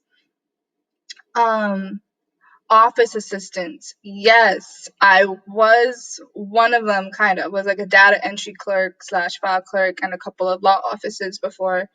Yes, office assistants, teachers, I think nurses are. I'm a technician. I have had a couple under other roles on my resume, but one of them is a technician for ophthalmology practice, and that is, I think those are roles that we are going to, that are undervalued. All right, and up next, we are going to go into our wellness segment, and we have an awesome, awesome guest with us that is going to talk to us about essential oils. And we have Miss Kimberly Chambers that is going to talk to us about that. Lynette Hunter said, great job, ladies. Wonderful panel of speakers. Thank you so much, Lynette. And in studio with us, we have Miss Kimberly Chambers, sorry about that, wellness advocate for doTERRA, mom and occupational therapist. Thank you so much, Kimberly, for tuning in and coming in our program. It is absolutely a blessing to have you here. Thank you for having me. Good morning. Good morning. I'm excited. And for our listeners listening that can't see her right now, she's in an awesome red blazer and like a cute, is it a twist out? It looks like a twist out. It's super cute. Oh, it's a wash and go. It's a wash and go. It's so beautiful. So, you guys, we're going to talk about essential oils. I know, Miss Chambers, you're a mom and occupational therapist also working in the in the healthcare field, and we want to talk about the benefits of essential oils and how we can really use them. I do use it in little diffusers and stuff like that, but I'm not really as an aromatherapy, it really calms me down, but I'm not so much aware of the true benefits that occur when we have essential oils. Can you tell us a little bit about that? Yes, of course. So essential oils, they come in all forms from A to Z. They can help benefit your physical health, mental health, spiritual health, and emotional health. So whatever primary concern that you have in your life, whether it be for sleep, whether it be for pain, anxiety, mood, it really can help support you in any one of those affirmation areas. Awesome. Can you tell us some, what should I say? What are some big essential oils that people should look out for and how each of them can benefit them? My number one go-to, I would say, would be lavender. Lavender is calming for the mind, calming for the skin, and very soothing. I would say my next recommendation would be frankincense, which is the godfather of all oils. Basically, it's for health and well-being. It can help with cellular regeneration. I would say would be peppermint. That would be for energizing and promoting clear breathing, cooling the body, relieving head tension for headaches. Lemon is great for detoxifying the blood. It's great for cleansing the body and the home. I would also say, I actually recommend quite a few if have the pleasure to go. Deep blue, which soothes achy muscles and joints.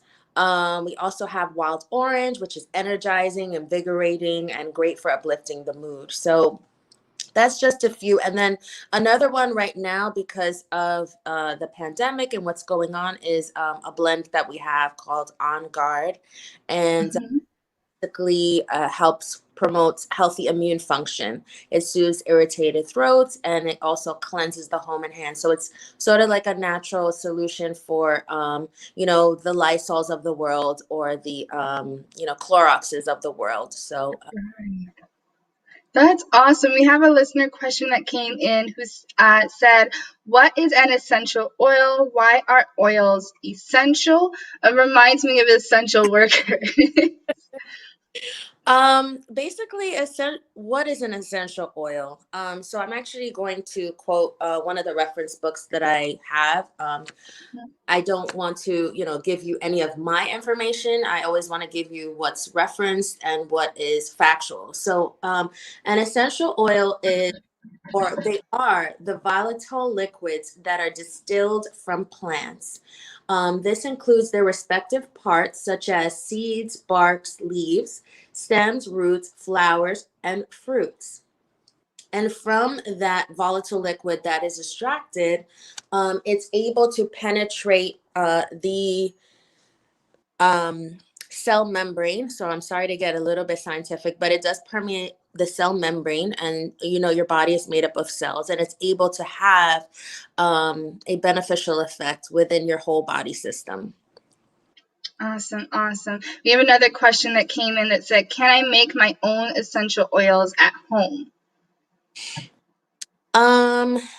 That's a very good question. You probably could, but it's a very extensive process that does go through rigorous testing for those. If you want a certified pure therapeutic grade that will actually have an uplifting and holistic benefit to you, I would say to go with, a reputable company that you would recommend. But the closest to making your essential oil at home would be to boil specific plants. So I'm Jamaican, and we do have our teas. We do, boil rosemary or boil natural peppermint. That would be the closest to getting your own essential oil, an extract from a plant, but it would be more in a liquid form. But to answer the question, can you make it at home? I would say yes, but it would question how much of the benefit you would be getting from it. Okay, so you mean like the potency of it, right? Exactly. Okay. Do they expire? Yes, they actually do. So certified pure therapeutic grade oils do expire. I have a couple of oils in front of me, and the oils have an expiration date. I don't know if you can see that. It says EXP. I don't know if you can. Yep. Mm-hmm. Yeah, I could kind of see it. But yeah, it does have the EXP logo. Logo branding, I don't know what you said, indentation on it. Yeah. It does. So, those that are actually certified pure will expire because, there's only a window of time for that. And the same thing with anything that's, holistic, organic, you'll find that those produce do expire because they don't have preservatives to make them last a lifetime. Awesome. We have a couple questions coming in, and I do want to share a testimonial later on that said what she said is interesting. So you were saying when we use plants, we get the oils, but extracting the oil instead of just merely boiling would be better. Yeah. I think she's meaning like somehow when we use plants, we get oils. Okay, so yeah, so she's saying if we using the oil, extracting the oil instead of just boiling the plant in just water, is that better? I would say, that was in reference to the other question. If you wanted to go the route of creating your own essential oils at home, the closest that you would get to it would be boiling. In terms of, it all depends on your concern area. So essential oils, they are aromatic. You can get benefits from smelling them. You can get benefits from actually rubbing them on your skin and them going directly into your bloodstream. And you can actually, with certified pure, you can actually put it under your tongue or drink it in a tea or hot water. So you mentioned the mint. Yes. So it all depends. I would say use yourself as a guide to see what is your concern area. And if you boil peppermint leaves or you use the essential oil, I would say use that as a guide to see within yourself what relieved whatever concern you have. I actually do boil peppermint tea, and then I actually have the peppermint oil. I find that the essential oil is much stronger. Mm-hmm. It is. Yeah, I do the same thing, Miss Chambers. You could put it in like I use it for my hair. Yep, scalp. Or definitely root stimulating growth of the hair follicle as well. But in terms of being better, different modalities work for different people. So for each individual case, I would say kind of gauge it for yourself to see what works better for you. But yeah. Awesome. We have Apostle Faith Walters with a comment that said, yes, these oils work wonders for me. Yes, I love them. And with that being said, we also actually have a testimonial clip for her. If that will be up on the screen in just a minute. Yep.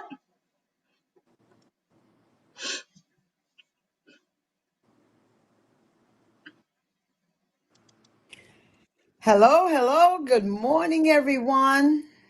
It's nice to be here again with Marsha J. and Jesse. It's a pleasure to be here one more time. Oh my goodness, it was just last week I was here.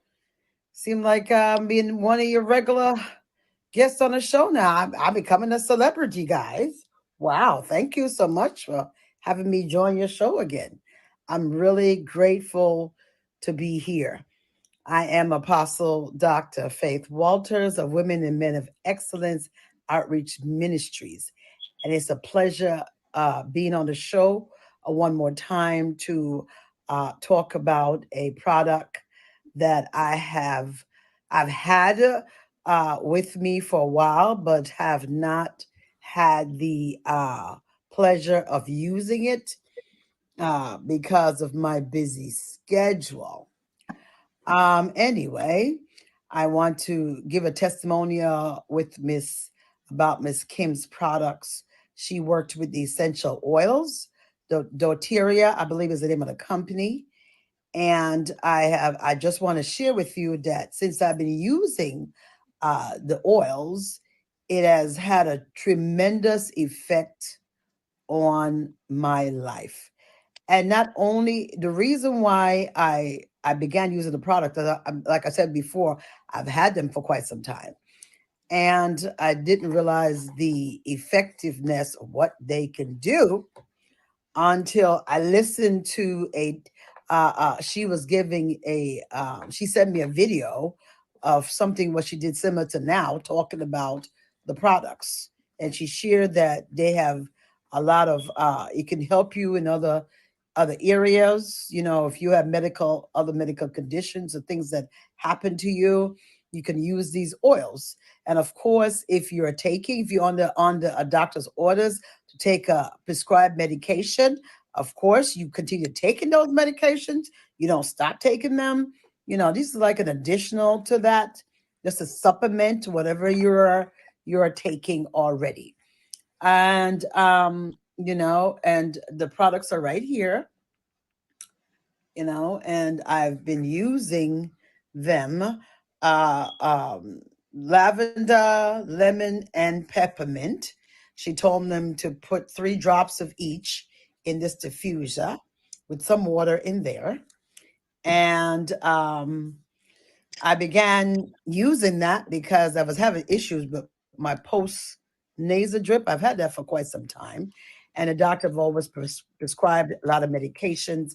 And I really didn't like those medications because, when you take some of these medications, they get into your throat, you get to taste them. They don't taste very good. So I really didn't take them after a while. So they sat in my closet, my medicine cabinet, until I eventually throw them out. So I've been dealing with this post-nasal drip for a while. But since I've been taking, and I just started taking it, just using it just about a week ago now. And I realized a significant difference when I'm speaking. Because, I always like to listen to myself speak. And then I always hear me drawing up my nose behind it, not realizing it, So since I've been taking it, it has reduced it so much. I am so grateful for these products, And also she has, when I heard her talk about they could help you with all different type of issues with your body, I was like, wow, to supplement what I'm already taking. Oh my goodness, I was so excited. And I had all the stuff here, but I wasn't properly utilizing it. So I'm glad that I took the time to use the products. I'm glad she said that video. That's what opened my mind, because then you hear you have different things that can help you from A to Z. I was so impressed by that. Wow. So I was very grateful. So since I've been taking the products, not only have I been ministering without that extra nasal issue, I'm also sleeping better. Yes, I'm sleeping much, much better. Even when I used to be doing the prayer line, I also have the nasal situation again. A lot of mucus things build up in my nose or in my throat or whatever. But since I've been using it, it has reduced a lot. So it's amazing. So at nighttime, I also have a roll on she gave me before, and I dab that on my nose. I'll put it on here, put it in my behind my ear, when they go into those spots to get into your stream real quick. Your body has different channels where you can put things that go right to your bloodstream. Yes, so it certainly is very helpful. So I just want to say, those who take the time to use these products, doTERRA is the name of the company, and you take the time to use the essential oils. Oh, they're powerful, and don't worry about the price. Because let me tell you something, ain't nothing too good for me. Okay, I'm a child of God. My Father is rich, and I walk in His excellence, and I walk in His richness. So nothing is too good for me, and nothing should be too good for you. Okay. Oh, hey, that's an awesome testimonial. And Miss Chambers, I'm actually gonna use it because I have postnasal drip too. Okay. And I did not think of using essential oils to help cleanse that. And like Apostle said, I've been having it since birth, pretty much. I'm long story, but mucus and everything. So it's just like. And now allergy season's coming out, and I did not think of using it that way. So I'm definitely gonna let you know. So just reiterate what Apostle Faith had used. It is a combination of 3 oils: lavender, lemon, and peppermint, 3 drops each in the diffuser. Or what you can do is mix it topically with fractionated coconut oil, and you can put it in those nasal drip areas of the ear and in the throat. Okay.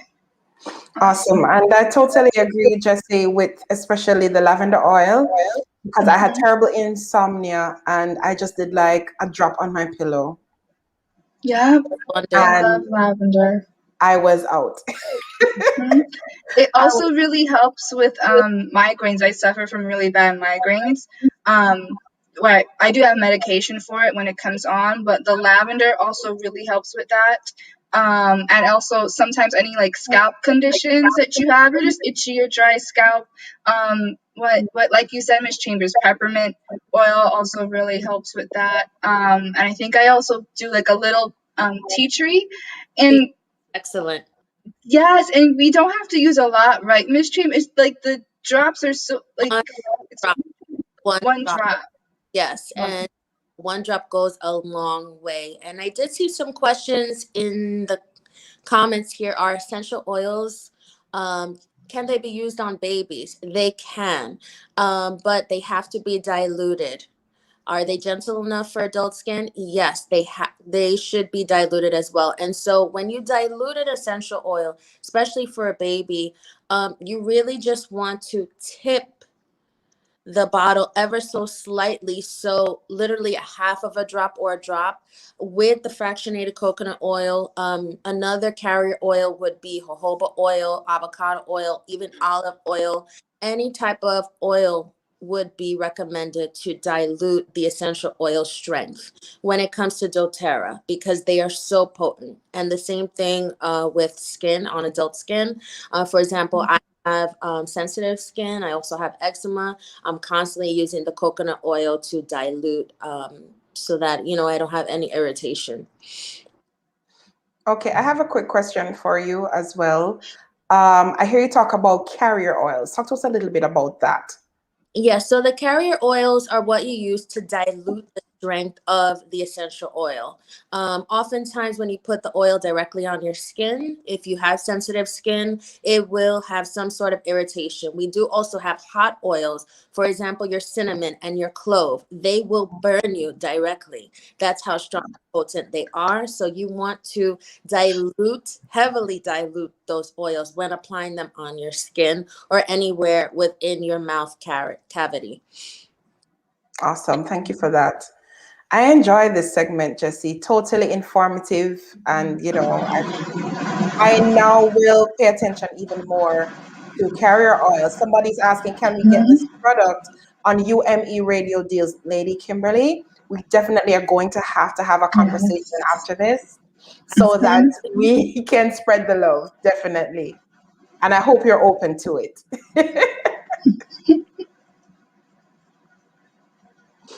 All right.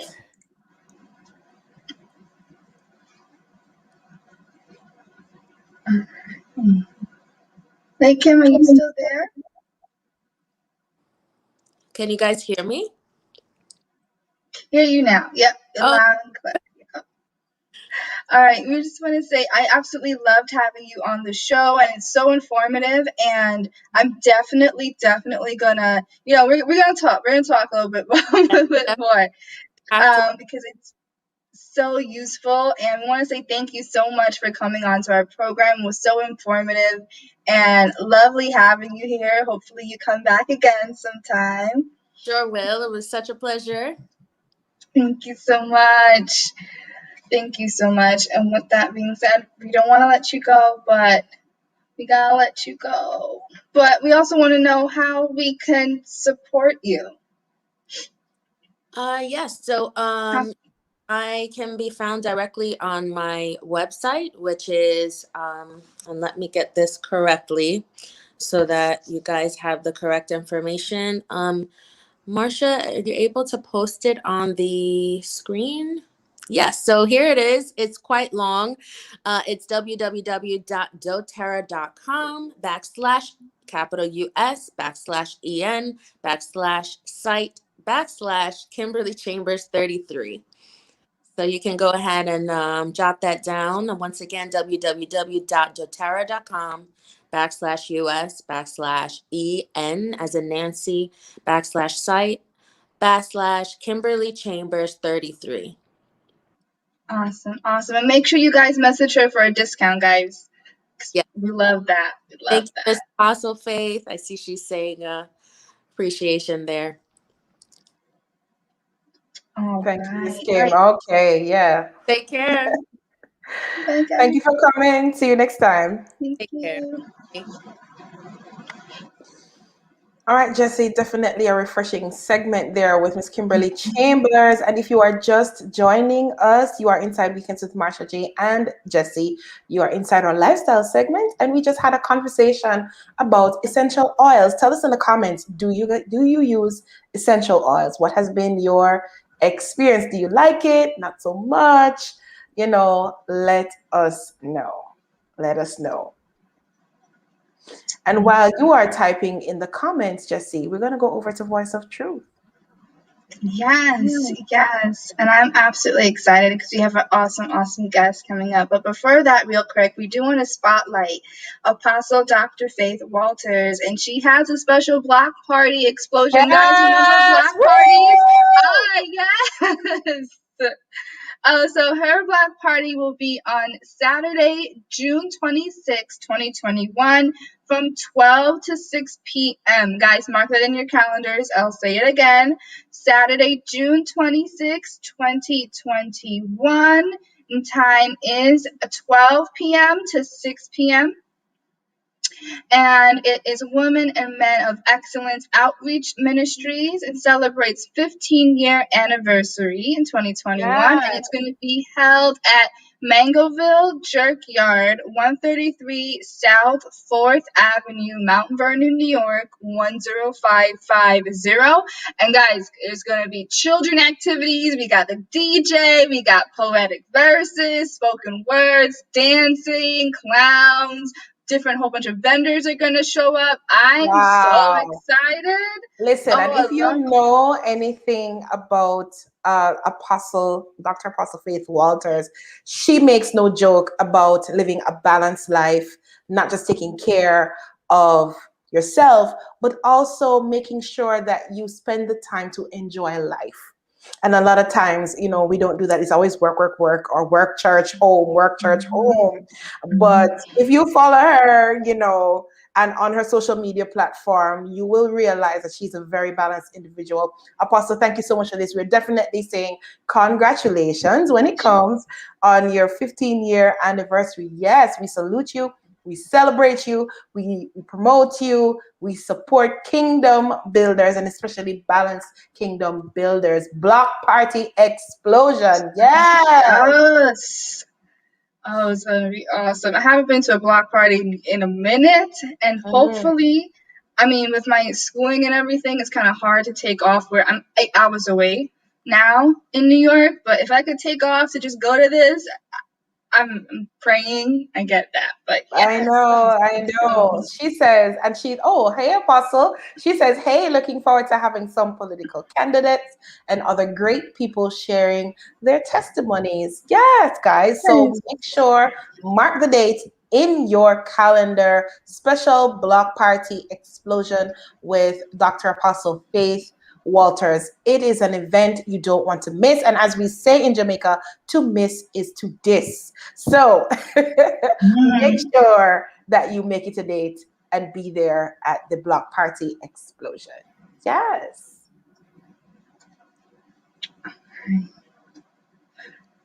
So, Marsha, I know we're all about celebrating others and other different, organizations and everything like that. And I just want to talk real quick. We could jump to our Because of You We Can. And, we know that Memorial Day is coming upon us on Monday. And we want to highlight this organization that's honoring vets. And there's this link. It's from BorginMagazine.com. And if you guys don't know, we do have listeners all around the world. So we want to let you know that Memorial Day or Decoration Day is an American holiday observed on the last Monday of May, honoring the men and women who died while serving in the United States. So pull up this article right here that there 10. Give me one moment, guys. My computer's running a little bit slow today. That's all right. I got you, Jess. Because of you, we want to be looking at the Black Veterans for Social Justice, right? And so this is an organization that was established in 1979, right? Black Veterans for Social Justice is a nonprofit, community-based organization serving veterans, their families, and members of the community. And you know what? This organization is found right here in New York. Right here in New York. Just a little bit of background to their beliefs. And they believe that all persons could be productive, positive contributions to society, no matter what sex, race, or social class, military labels, or problems that may beset them. All humans wish to do the right thing, but do not often get the opportunity. Given a boost, a helping hand, all people, particularly veterans, would respond positively and productively. Very, very powerful. Their mission and values. It says, we provide program services to assist military personnel make a smooth transition from active duty to civilian life. We are dedicated to servicing military personnel, veterans and their families in the areas of social readjustment, housing, employment, compensation, disability, substance abuse, medical treatment, post-traumatic stress syndrome, family intervention, prison counseling, and relocation into the community, legal advocacy, discharge upgrade, and redress of grievances within and outside of the military. And they also provide counseling benefits. Very powerful organization, and we just want to say that we salute you and we thank you for all that you do for people of color. Jesse, can you give us a little background to Black Veterans for Social Justice? Yeah, I mean, sorry guys, my computer's still. Why is it acting so slow? That's fine. I can continue if you want me to. That's fine. Okay, thank you, Marsha. All right, so the history behind it. On April 18, 1979, a group of veterans from all branches of the military, representing enlistees from World War II through to Vietnam, came together to provide assistance to veterans who had problems. So some immediate problems faced were racism, racist policies, little or poor medical and rehabilitative services, unemployment, no re-entry preparation into society. So many soldiers leaving the military had a lack of knowledge of their rights or the agencies willing to help them. Some veterans experienced hostile social attitudes, and a high percentage suffered from exposure to the lethal toxin Agent Orange, a continual readjustment obstacles. So, BVSJ Inc. has evolved since its humble beginning into a community fixture. BVSJ, that's the Black Veterans for Social Justice, employees understand that veterans and their families are also a community fixture. While a new generation of vets have served this country, many have the same complications, specifically getting quality medical care and treatment, high unemployment, and inadequate services for soldiers re-entering into the civilian culture. BVSJ vet services are always served with tender, loving care and a listening ear. Isn't that awesome, Jesse? That is awesome. That is awesome. And the website just pulled up for me. Thank you, computer. I just want to share a quick info about how we could actually help this organization, how you guys could donate to them if you guys wish. And it states that the BVSJ, as we stated, that it's an organization that has provided veterans with affordable community-based housing in the 5 boroughs for over 40 years.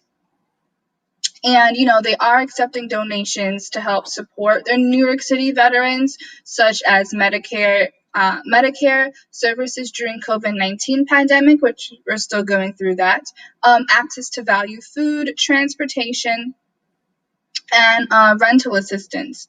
And all donations will go towards rental assistance for the veterans and their families.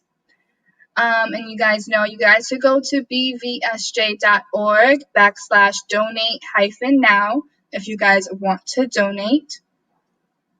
So yeah, guys, I think it's absolutely amazing, and I feel that it is it's crucial, and I feel like a lot of people don't know about these types of organizations that can really help them.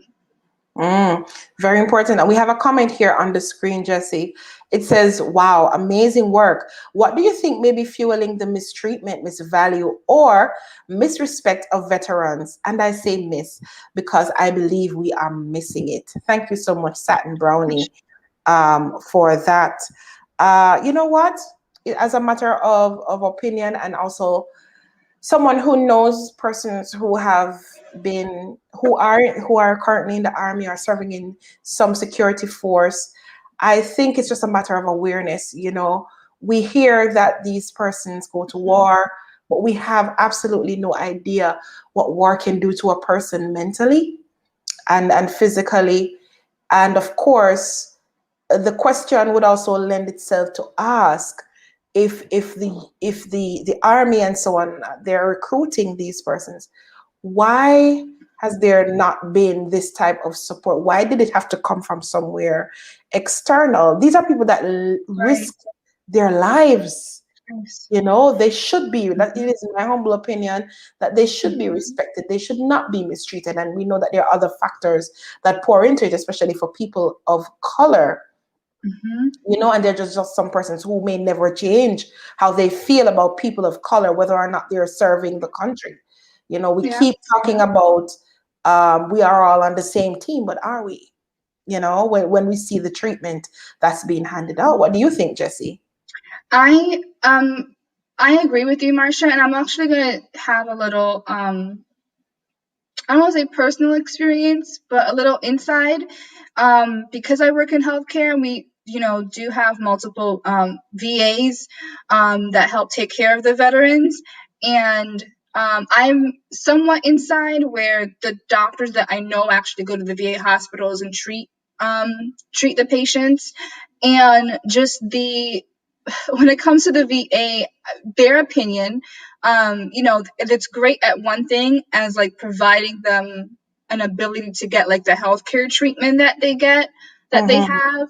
But then when it comes to the equipment that the doctors need to provide it and just organization and everything of it all, it's not fluid. It's not 100%, and it could be 100% better. And I'm not saying this in all of VAs or anything like that, but just from my own experience and word of mouth, it's like multiple VAs and speaking to other vets where they're like confused with their medical care, or like it's great, but there's just a little I feel like there's a lot of miscommunication when it comes to certain party lines, and they need the support, and like you said, that they've sacrificed their lives, and I've had family members that are part of or were part of the army and stuff like that, and it's just it's sad, shocking, but not necessarily in a good way of how they're cared for, and especially with homelessness, we have to think, like we talked about today with Coach Racquel, and trauma. You don't know what they've been through, and to come from all you knew was Army, or whether it's Marines or Navy or whatever like that, and then to reacclimate yourself to civilian life, it's hard. PTSD is real. And depending on if you have family that supports you or not, and then they're left homeless, like they know that period should be homeless, or should not have to go through that. And I can't imagine what the families of these persons must be feeling as well, when they see their loved ones being treated a particular way, because sometimes these persons are married, they have sisters, brothers, things like that, and they go away, for instance, with everything working well, because there is a stringent way of qualifying for the army and things like that. You go away healthy and strong and just ready for whatever, and then when you come back, there's so much brokenness, whether in the body where they lose limbs or sight, or they just don't come back at all, and that in itself is traumatic for family members. And I can just imagine, you feel it for the vets, you feel it for the family, and that's why we definitely have to highlight and celebrate organizations like these that are making sure, and there are tons of other organizations out there in the New York area that celebrate Black vets, and they don't just celebrate them, but they put things in place. I'm seeing pantry, I'm seeing medical facility, counseling sessions, things like that. They should be supported. They should be rewarded, not just in cash per se, but the necessary support to rehabilitate them, like you said, Jesse, into civilian life is very important. Very important. Yep, I want to create a quick testimony. One time I had a patient who was a vet, and I was doing a scan of his eyes. Yeah. And he, made a joke. Me and him were talking and made a joke. And at the end, he was like, "Thank you so much for being, you have this energy, this light and niceness about you. Yeah. And I don't see that." And it made his day. He's like, "You made my day, Jesse." I'm about to cry right now because I visualized, I forgot his name, but a lot of my patients I take to heart. I love working with people. And the fact that he was like, "You got my joke and made my day." Yes. And, I don't see that smile or authenticity. It's the littlest things that, just gratitude and thankfulness. And, he was like, "Oh, you don't have to call me Mister. You just call me, by his first name." And that says a lot. Yeah. No, I'm sorry. Go ahead. No, I'm gonna cry right now, but because I'm just drawing memories of that period. But yeah, it was just such a beautiful, man. He had kind of had to wait a little bit, 'cause things were kind of backed up that day. And he was like, "Girl, I got the time in the world. It's no problem." So yeah. And it must feel good, Jesse, to come home and to see happy, friendly faces, to even have a conversation that has nothing to do with war or anything like that. And I agree with Satin Brownie that made the post. She says we are missing it, and we are, because we are human first, and everything else after that, yeah. We definitely are missing it, and we need to take some time. And that's why I'm so happy for Veterans Day, even though they are highlighting those whose lives were lost. But let's honor those. We can't do anything about the lives that were lost too much more than try to remember and honor that. But for those who are alive and remaining, we should take the time to say thank you for what you do. God bless you. Whisper a prayer, give an encouraging word, buy them breakfast, lunch, something. Yeah. Make them feel like, hey, you belong here, and what you did mattered. It mattered tremendously. Yeah. Wow. And I do that for Uber drivers, that they're, driving, and if they're a conversation, they're like, "Oh, I used to, be in this war," or whatever. And I'll say at the end of the ride, before I leave, and I'll just like, "Thank you for your service." They're like, "Oh, you don't have to." And I'm like, "Thank you." Yeah, it's important. It's definitely important. Wow. Thank you so much for all you do. So much for all you do. Awesome stuff. Awesome stuff. Now, Jesse.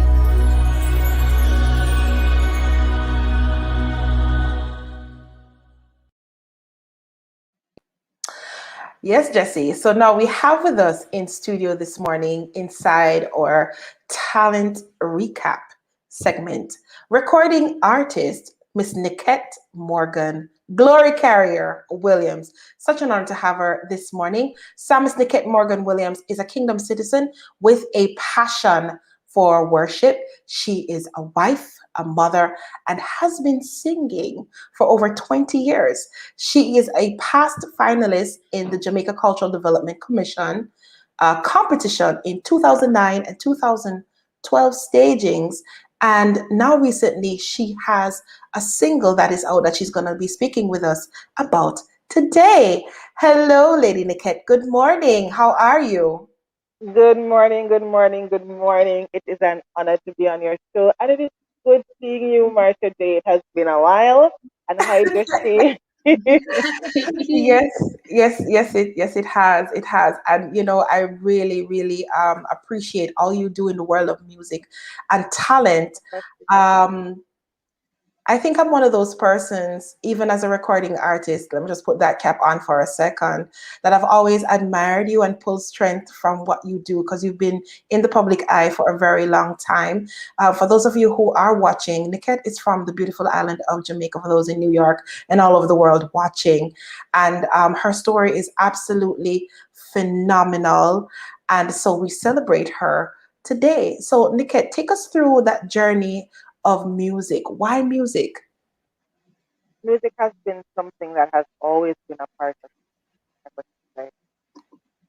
As a matter of fact, I remember this movie, Sister Act 2, and Whoopi Goldberg said, so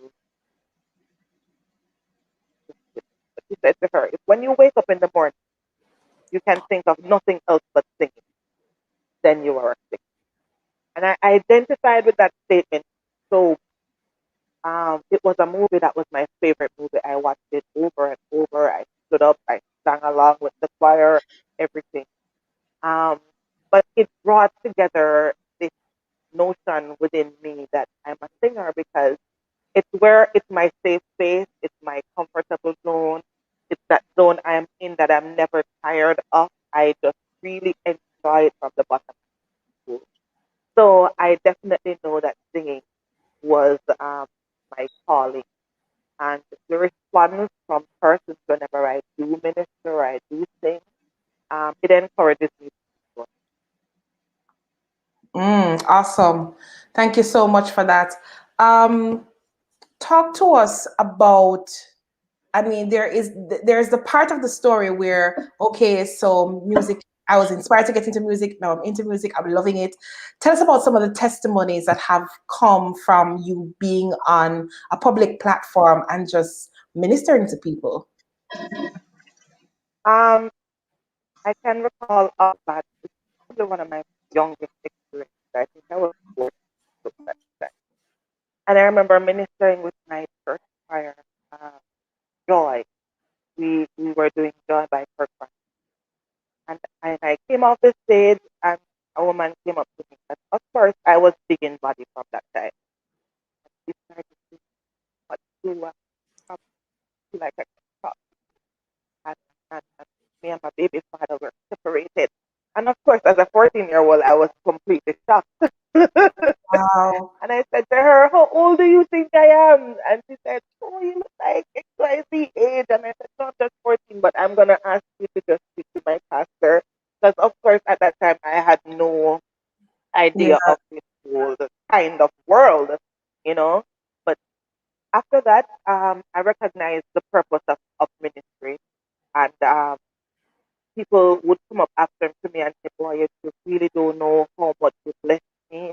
I was struggling and you really blessed me with that ministry and so on. Sometimes people even inbox me after I come from an event to say that I was totally touched by this ministry. And that's one of the things that helped to propel me because I said, God, it's just one.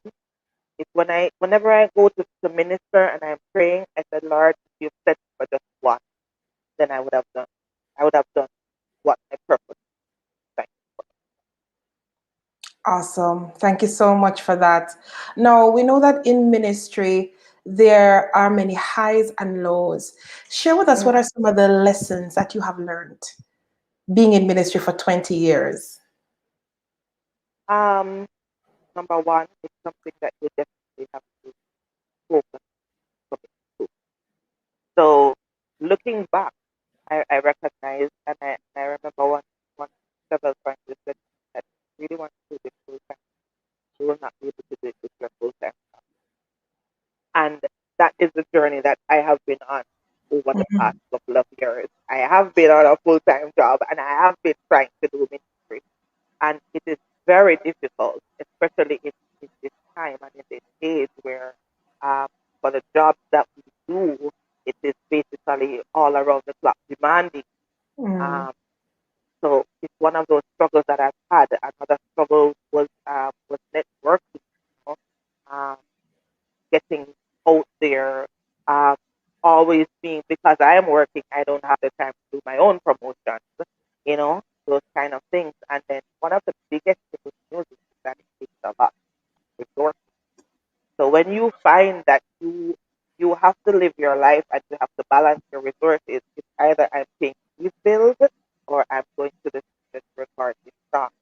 You know, sometimes you have a song and you're sitting down with it, taking years to finally produce because you have to do it little Yes. little as you find the resources to go on. So those are some of the experiences that I've had behind the scenes in terms of learning what to do. Okay, I'm gonna work on this segment because let's be real, we are living at the same time and we have a limited amount of resources to work with. So we have to co-function with our lives that is running parallel with the music life that we want to work with, and balancing that with being a wife, with being a mommy. It has been difficult, but I recognize that as children get older, it becomes easier for you as the parent. The younger they are, so I'm also talking to those artists who have young children.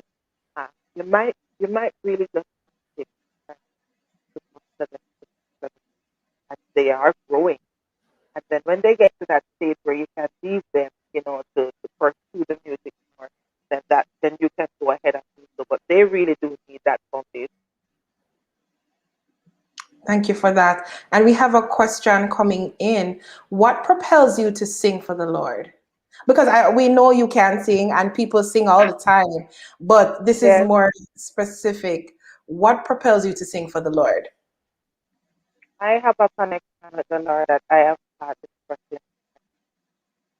It's a burning, that desire that is not stop.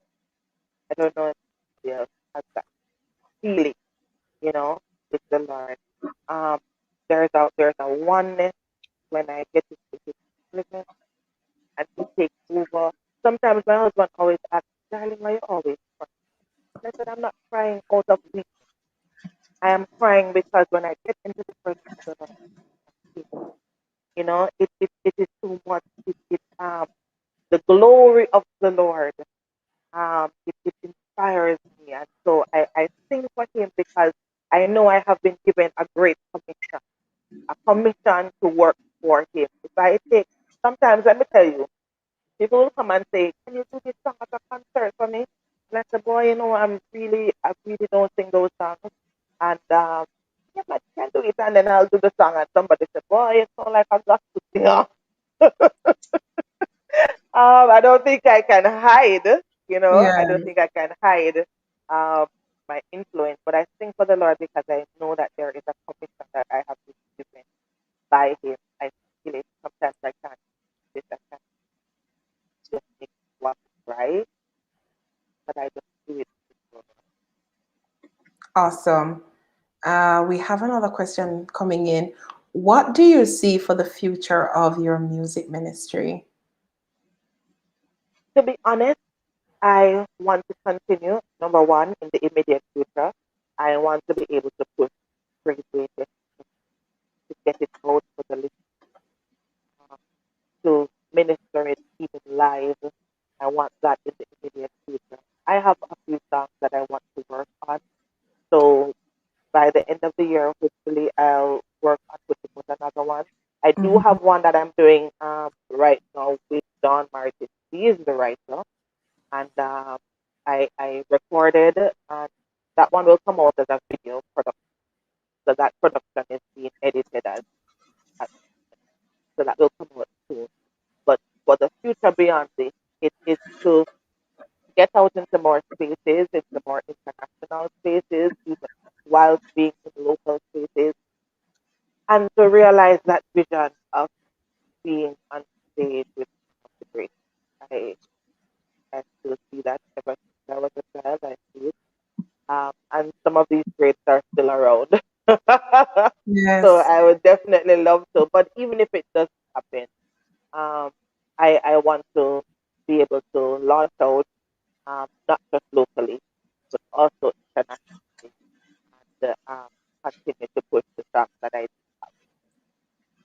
Absolutely. I absolutely love that. We're going to get to the story behind Praise Waiteth in a quick minute. But before that, I know for music ministers, being one myself, there are many ebbs and flows, highs and lows, and tides. I know sometimes I would say one feels like, okay, I don't think I can do this anymore. Have you ever had any of those moments? Those moments would have come when I'm trying to balance life. Not that I don't want to. I've stepped back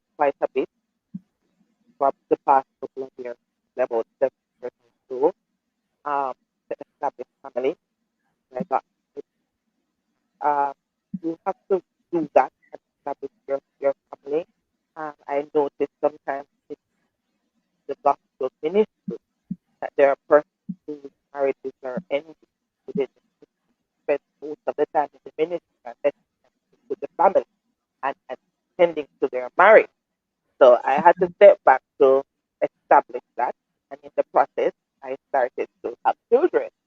And so my journey with my children, um, you know my story. My daughter now is 4 and she's almost 5. But she has had specific challenges. So we've had to just take the time to work with her. So my highs and lows, my lows would have been that fair. I was always singing. I was always still singing in church. Somebody wanted me to sing. I would always minister. So I've never thought to step back in terms of because of external factor or something like that. But mostly because I wanted really to just set my family on a platform before I decide to pick up and go while working. Family first. I absolutely love and agree with that. We have someone saying, can we hear a verse from the song? But before you do that, and I want you to do that, tell us the story behind your new single, Praise Waiteth. Oh, So I'd hold be on. glad Hold to. on, Nickette. Before that, listener question. What is her story? We don't know it. Because you were saying, I know your story, which I do. So they're asking Yes. to hear. Yes. Okay. So Praise Waiteth first started out in the middle of the night. I think it was 28. The Lord woke me up from my sleep, and I was just saying, I praise you, God. Praise God. I didn't know what I was going to go through in the coming years, but I just had that I praise you. I'm saying, Lord, I know you, and I've been through so much with you, and I have an abundance of praise and worship for you. And I got up and I wrote that down, and I left. Fast forward to 2018, I was brought on to do a show at a television series that was being aired. I was one of the first, and one of the prizes was to have a song recorded for me. So they got a producer to come on set. I decided, okay, I'm gonna work on Praise Music, because the most recent that I have. At the time that was being done, I was pregnant with my second child, which was my son. So I put it down for a bit. I went to the studio 2018. I recorded just the basics of the track and put it down a bit. I said, okay, after I have the baby, then I'm gonna continue working on stuff. But fast forward to 2019 January, I gave birth to my son as was supposed to happen, but he was born with a birth defect, and from that birth defect, suffered um, for 6 weeks. He lived for 6 weeks. He never came out of the hospital. So my days were a lot of stress, a lot of struggle, a lot of tears, a lot of prayer, a lot of faith in God, and questioning God. Because even up until that last day, when that last moment when we saw doctors running up the stairs, running through the ICU to attempt to go to his incubator, I was still saying, God, you can, I mean, God, you raised Lazarus. So you did not give me this baby and you are about to take him away, So I was believing. Then they called us to our meeting, and that took me into a different sphere of God. That's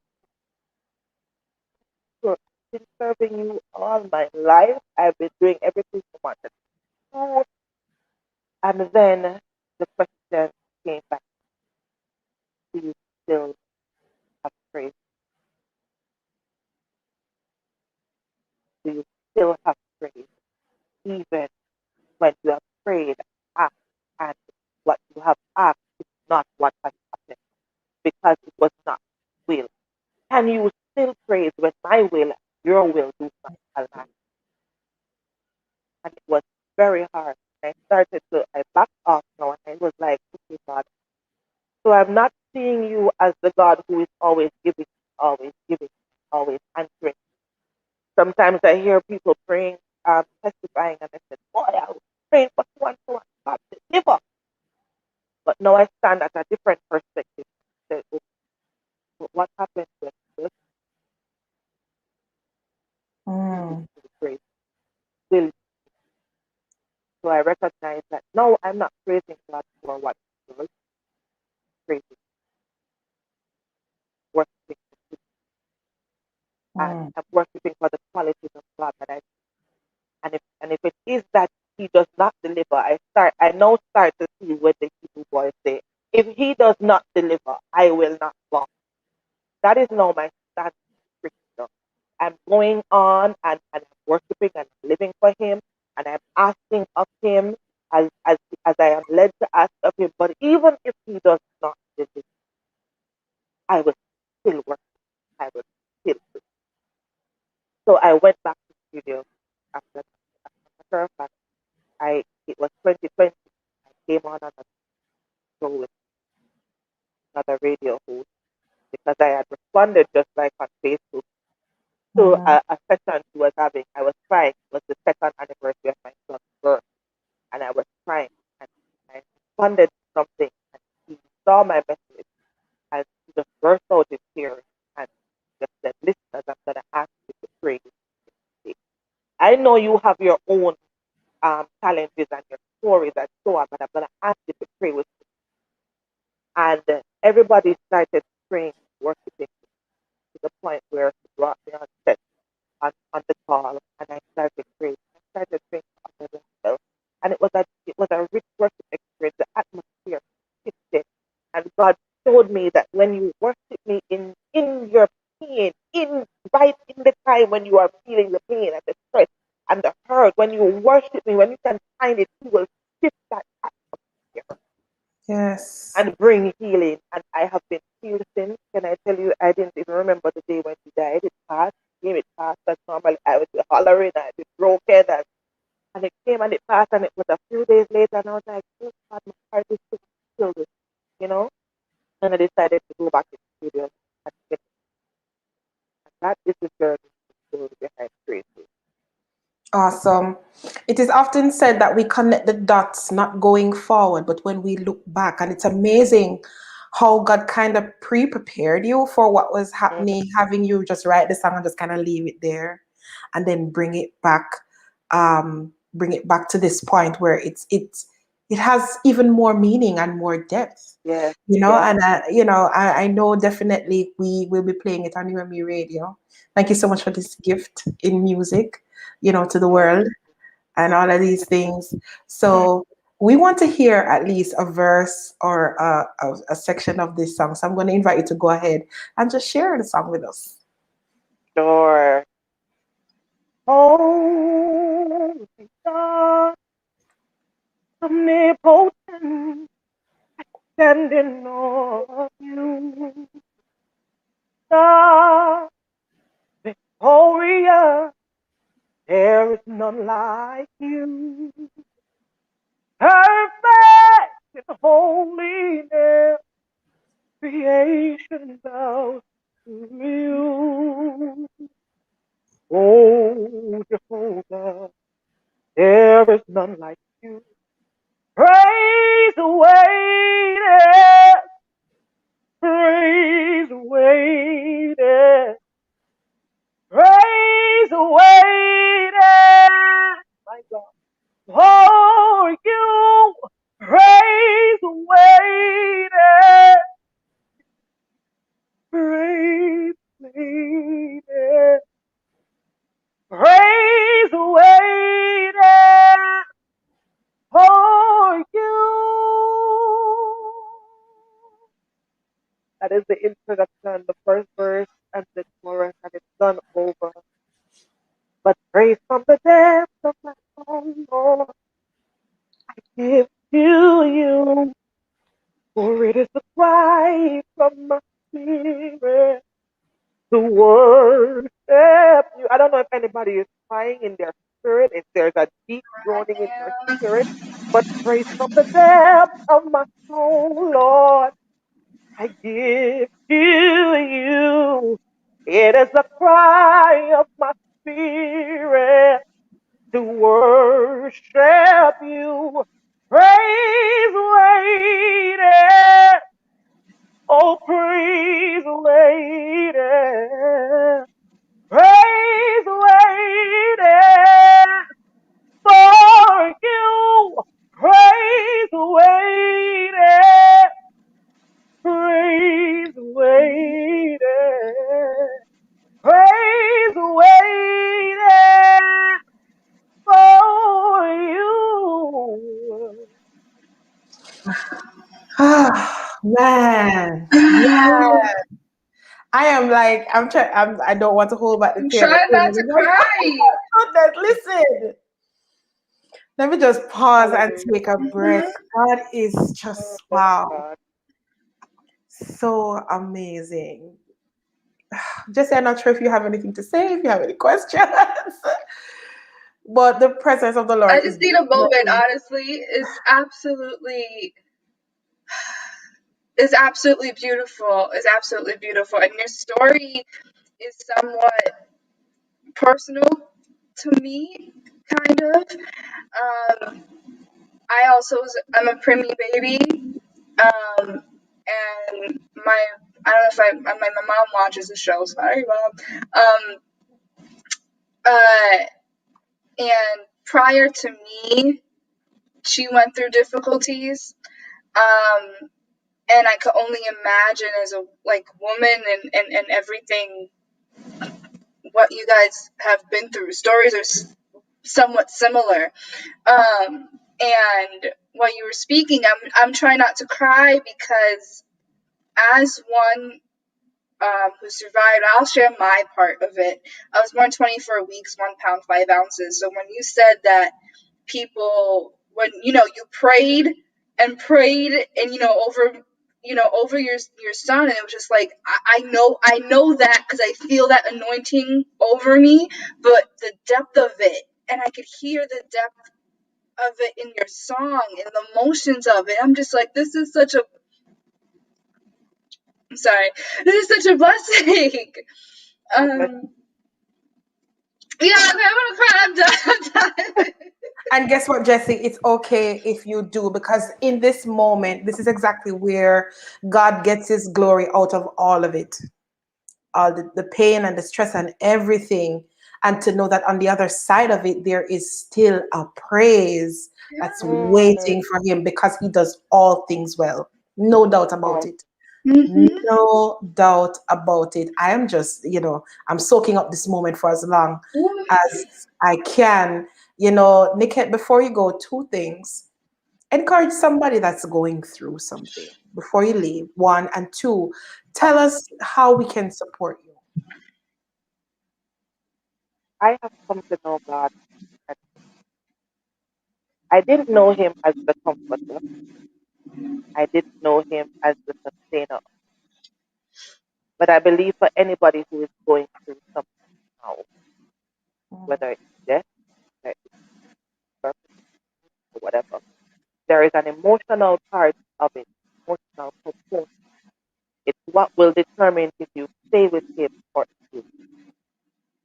And you will find him as the comforter. I tell you from it. You can find him as the sustainer of your mind. I can tell you. But there is one thing that you will need to do. Go to him. Go to him still and lay your heart bare. He doesn't need any pretty language. He doesn't need any well constructed prayers. He just needs a heart that is broken and hurting and say, God, I'm really hurting and I can't understand how it is that I'm going through all of this, and just lay it on him and then leave him time to work. Leave him time to heal. Leave him time to comfort you because he will. Listen, I remember the day I was walking to the barn to take my son's clothes there, was what I was like, and I ended up burying him. It was not me walking. I know for a fact. stepping and my steps were so high was not me. I'm going to encourage you that he is able to carry you, and he is able if you will allow him to. I'm encouraging you to open your heart, to allow Jesus to come in, and to tell him the things that hurt. He knows it, but he wants you to tell him. He wants you to tell him. Don't hide anything. Just tell him, and you will find him to be this. And you will find him to be this. There's nothing wrong with you. You are not going crazy. You are not going mad. I remember getting antidepressants after the situation. The antidepressants, it made the whole world so slow. And I said, God, I am not crazy and I am not mad. So I'm going to throw these away and I'm going to depend on you. Because I decided to lean on him, even in the so I what was the next question? Before we get to the next question, which is how we can support you. Thank you so much for sharing your heart with us. We have some comments here. I'm sorry, I'm still soaking in. We have Satin Brownie that's saying beautiful. And she continues to say, he is a God of souls. He is a God of comfort. He's a God of love. He is a God about you. And then we have UMERADIO, God is so good. And Satin comes back to say, he is a God that's into me and everything about me. And with him, I am everything. He is a personal God. And that is a that's a strong sentiment, because sometimes we think that God is somewhere out there and he cannot be touched with what we feel. He doesn't understand because he's just somewhere out there managing the entire world and doing stuff. So I am like a dot on his map. Like, why would he care about me? You know, but the truth is, he really is personal. And I celebrate you, Nickette, Morgan. Yes. Oh my goodness. Thank you for all you do. We salute you, promote you. Oh, bless you. Support Kingdom Builders. Yes. So tell us, how can we support your ministry? Support of the ministry at this moment, Praise Waiteth. It is on all the major platforms. You can go ahead. It's in iTunes, it's on Amazon. And if you are using Spotify, it's there as well. So you can go and get the song. You can also share my. It's the best thing to do for me. Share it. Let somebody else share it. Yes, share it. Go ahead and share it. And let somebody else be blessed by it. Sometimes we hold on to some of these things for ourselves and we don't share it. But go ahead and share it. And you can hit me up on my Instagram at Nickette_Williams. And the greatest thing for me is just share it. Thank you.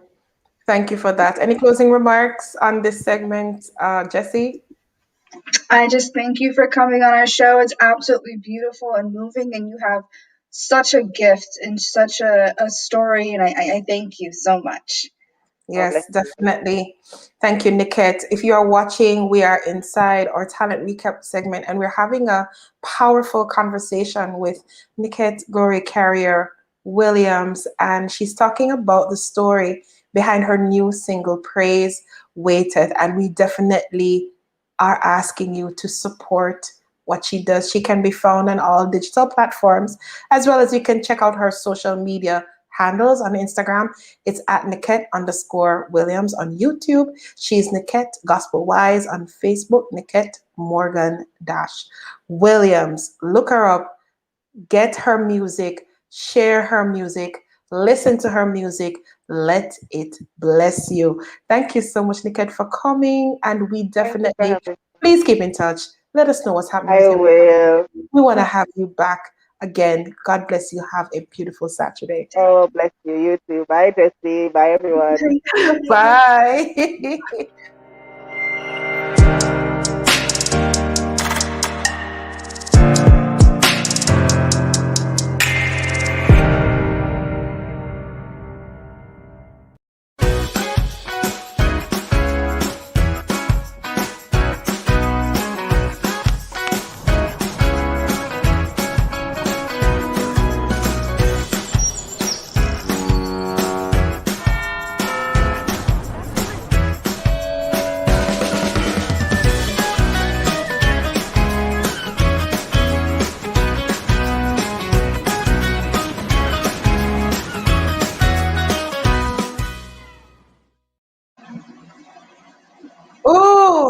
And now we are inside our travel segment. Jesse, oh man, I'm just still resonating off the last Yeah, me the too. last feature. I'm sorry, we don't call it segment. Yeah, just need a minute.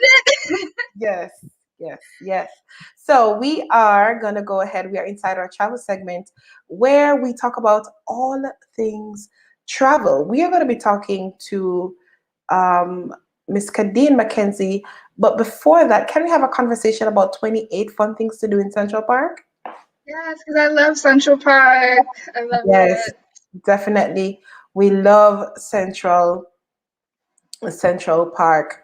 And Jesse, I'm gonna ask you to help me with this because now my computer is frozen. No problem. I got you. Give me 1 minute, guys. If you guys don't know, if you guys haven't been to Central Park, I have New Yorker and Marsha. That's definitely one of the top places that you should go on your trip because it's absolutely beautiful. So yeah, so we have these 28 things that you can do. So the first one is you can land a large mouth bass. If you guys are into fishing and everything like that, there is an area in Central Park where you guys can fish. It's in Harlem Mere. Then you could hear a new band. They do have summer stage. I know summer's coming up. I'm not sure with the pandemic and everything like that, what's going to be going on.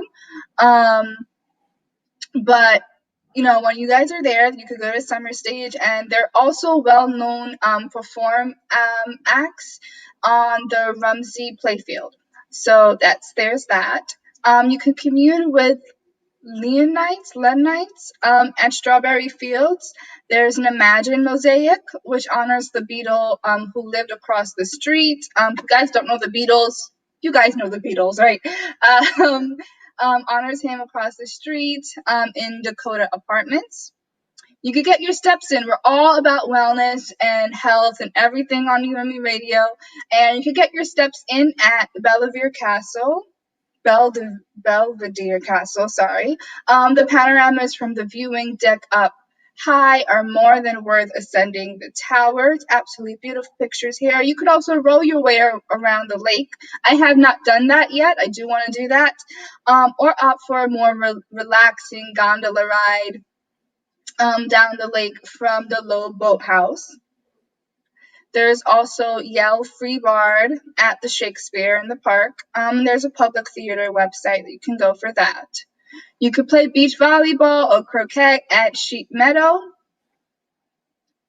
There is Stop and Smell the Roses and Sage and Catmint at the Conservatory Garden, which is absolutely beautiful. The blooms in the 3 European-style gardens that make up the Conservatory Garden change from season to season.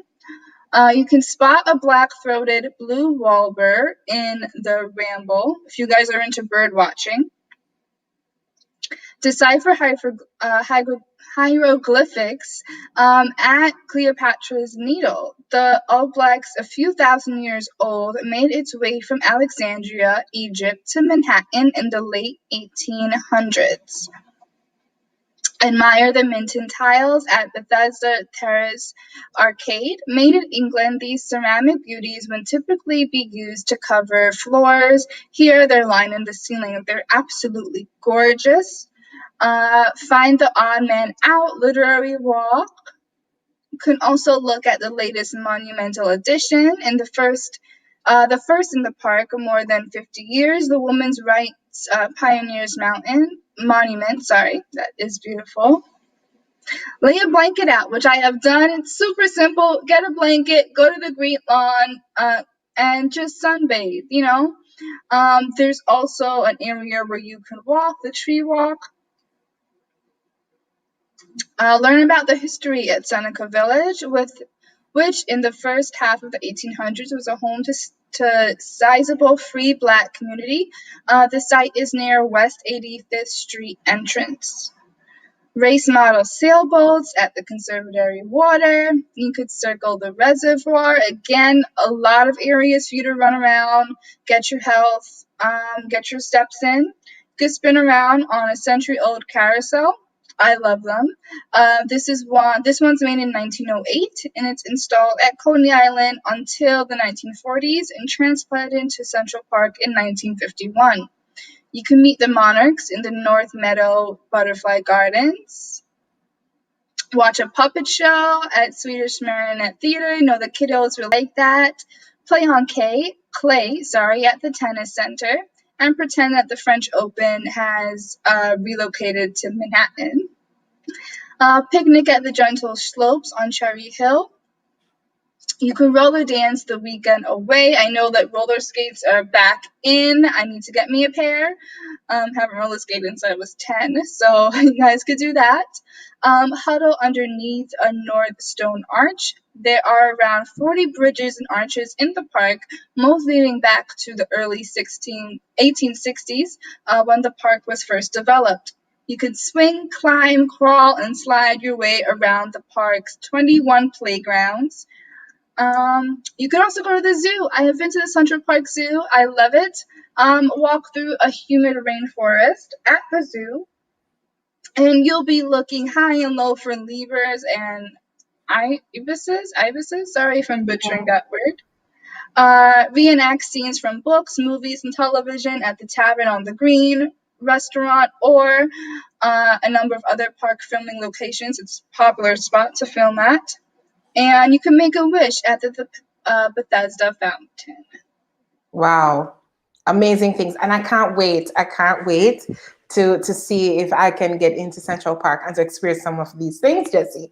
Thank you so much for sharing. Yes. Yeah.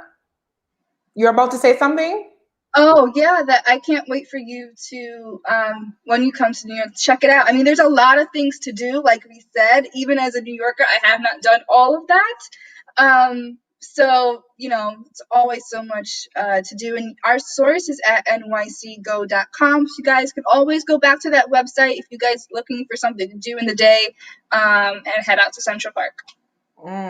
Thank you so much for that, Jessie. And also inside our travel segment, travel checklist today, we have Miss Kadeen McKenzie, and she is a Jamaican student on a student work travel program in New York. Unfortunately, Kadeen is not able to open her camera, but she is with us today, and I think her picture is a picture that she really holds dear to her at the airport, even Jamaica, to come to New York. Good morning, Kadeen. How are you?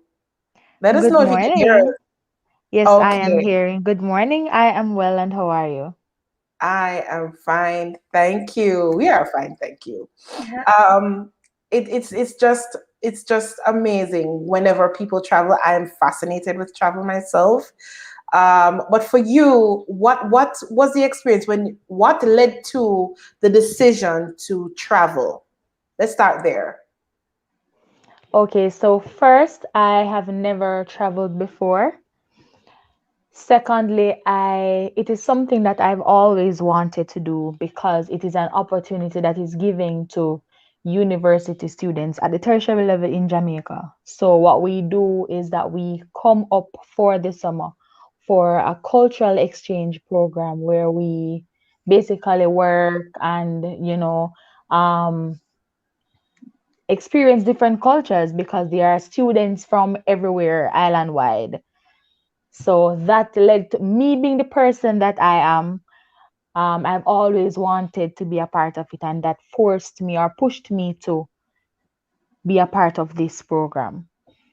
Awesome. And I heard you said something significant. Students from everywhere. Where are some of the places that you have met other students, where they come from? Is it other parts of the US or other countries? Okay, so for where I am now, because students come in at different times or different intervals of the summer, I'm only seeing persons from Colombia at the moment.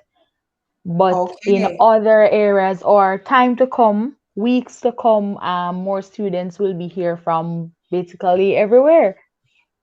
Okay, awesome. With the current pandemic that's happening, what has been your are you able to interact with others, or are you isolated? What's the experience where that is concerned? Okay, so today marks 1 week since I've been here. And of course, the protocol is we have to quarantine.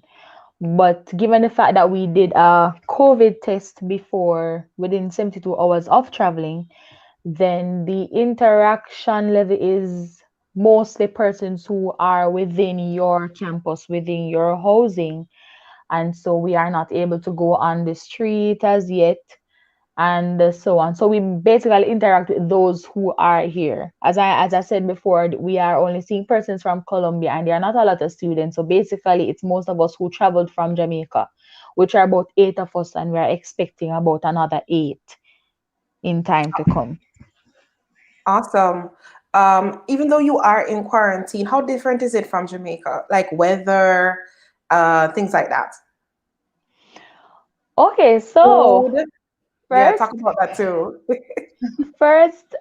because we are an hour ahead in the US, the difference is that in our terms, we would say, boy, this, kind of mess up your whole body flow and stuff. Because first of all, in Jamaica, that night comes, now night falls at about 6:30, 7 o'clock, somewhere there. And then in the US at 9:30, you're outside, you're basically seeing the sun and you're like, hey, what's up? You're not going down. So honestly, that has been a challenge. So it means that because our bodies are set to, probably eat, especially our dinner at a particular time, then you eating your dinner when the sun is out or when it's really bright outside, you're like, who does that? That sort of thing. So um that basically that's one. Two, the weather is it just changed within the past 2 days, so it has been fair weather, the sun been out and so on for the past few weeks, few days. But since 2 days ago the weather has changed and so on. It is cold though the sun is outside, but it is manageable. Awesome. Kadeen, let me just interject here to say we definitely are going to have to bring you back for a part 2 because we are running out of time. But thank you so much for sharing with us this morning, part 1 of your experience in New York. So we're expecting next time, hopefully, you will be able to be on camera and you've chronicled your experience so that you can share even more awesomeness with us. Remember, we want to know next time about the food. Let us know about the food. Yes. But thank you. Thank you so much for joining us this morning. All right. No problem. You're welcome. All right. Take care. Jessie, travel is amazing. It is Wow. amazing. Awesome And I morning, could say guys. that to Yeah. her that New York for like past couple days, it was like summer, summer, summer, summer. And only within the past 2 days, it's going back to like a sun is out, like she said, but spring is there. I'm like, what happened to this walk out 70 degrees? What happened? Where you going? So, like New York, it just has a mind of its own. I know. I call New York schizophrenic sometime, but we'll talk about that next time. So, as we close out today, we're going to close out with our favorite games categories, and feel free to play along with us. The game is really easy. All you have to do is look at the letter that is on the game board, and you are going to receive 12 things that you need to start with the letter E. We're dealing with the letter E today, and you have 120 seconds to get all of it or most of it. Where we overlap in answers, you don't get a point, and you can be as creative as you desire. So, ready, set, Wait, go. are we doing this live? Or are we going to write this down? Wait, okay. Yes, we are. Yeah, we are. All right. So, Okay. colleges and Colleges and universities. universities. Product names. Heroes. Product names? Like, could that be food or? I don't even know. Reptiles and amphibians. Reptiles and amphibians. Who makes these questions? Listen. Things you showed.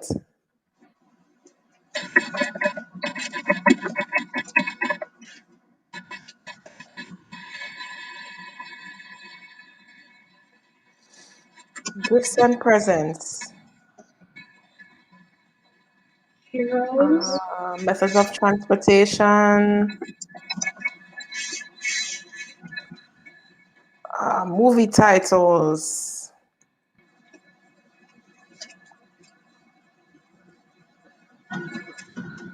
Ethnic foods. Cartoon characters. This is hard, man. Yes. Things that make you smile.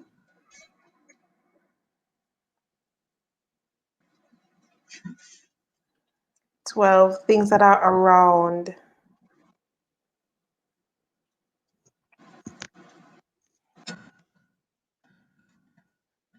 Man.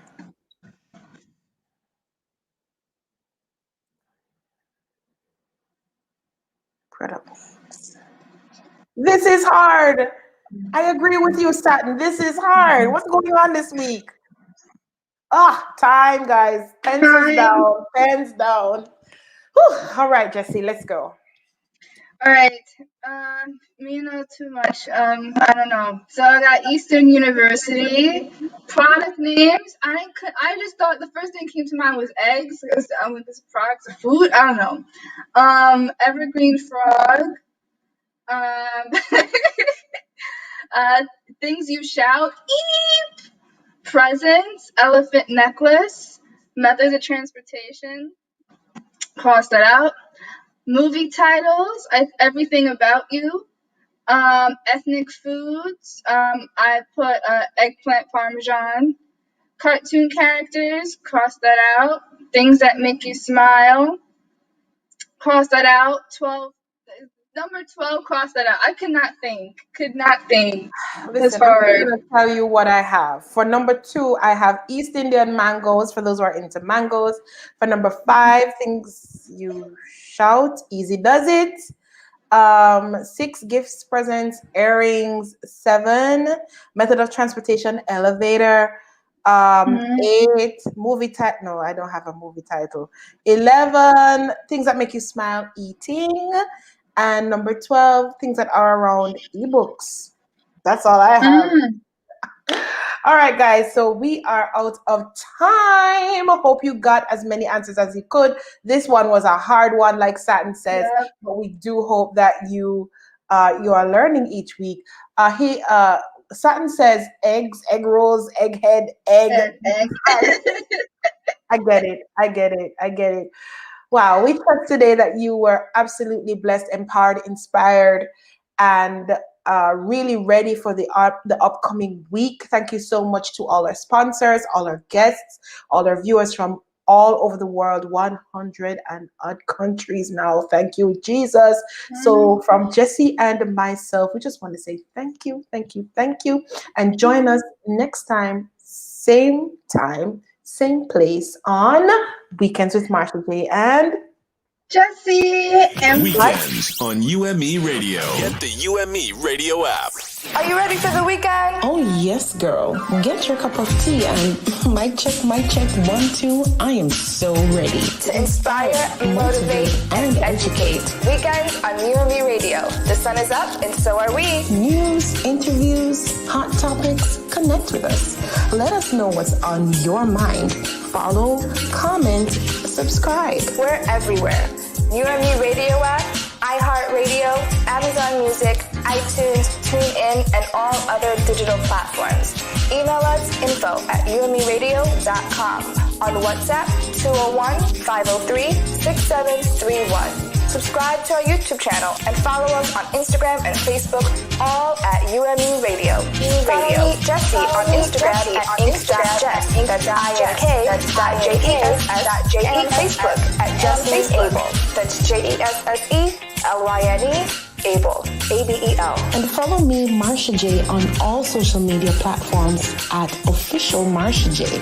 Or you can just check out marshajnow.com.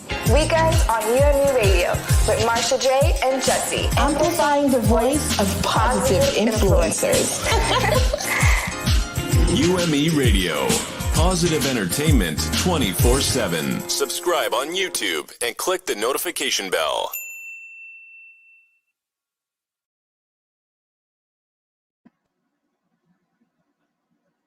All right, guys, going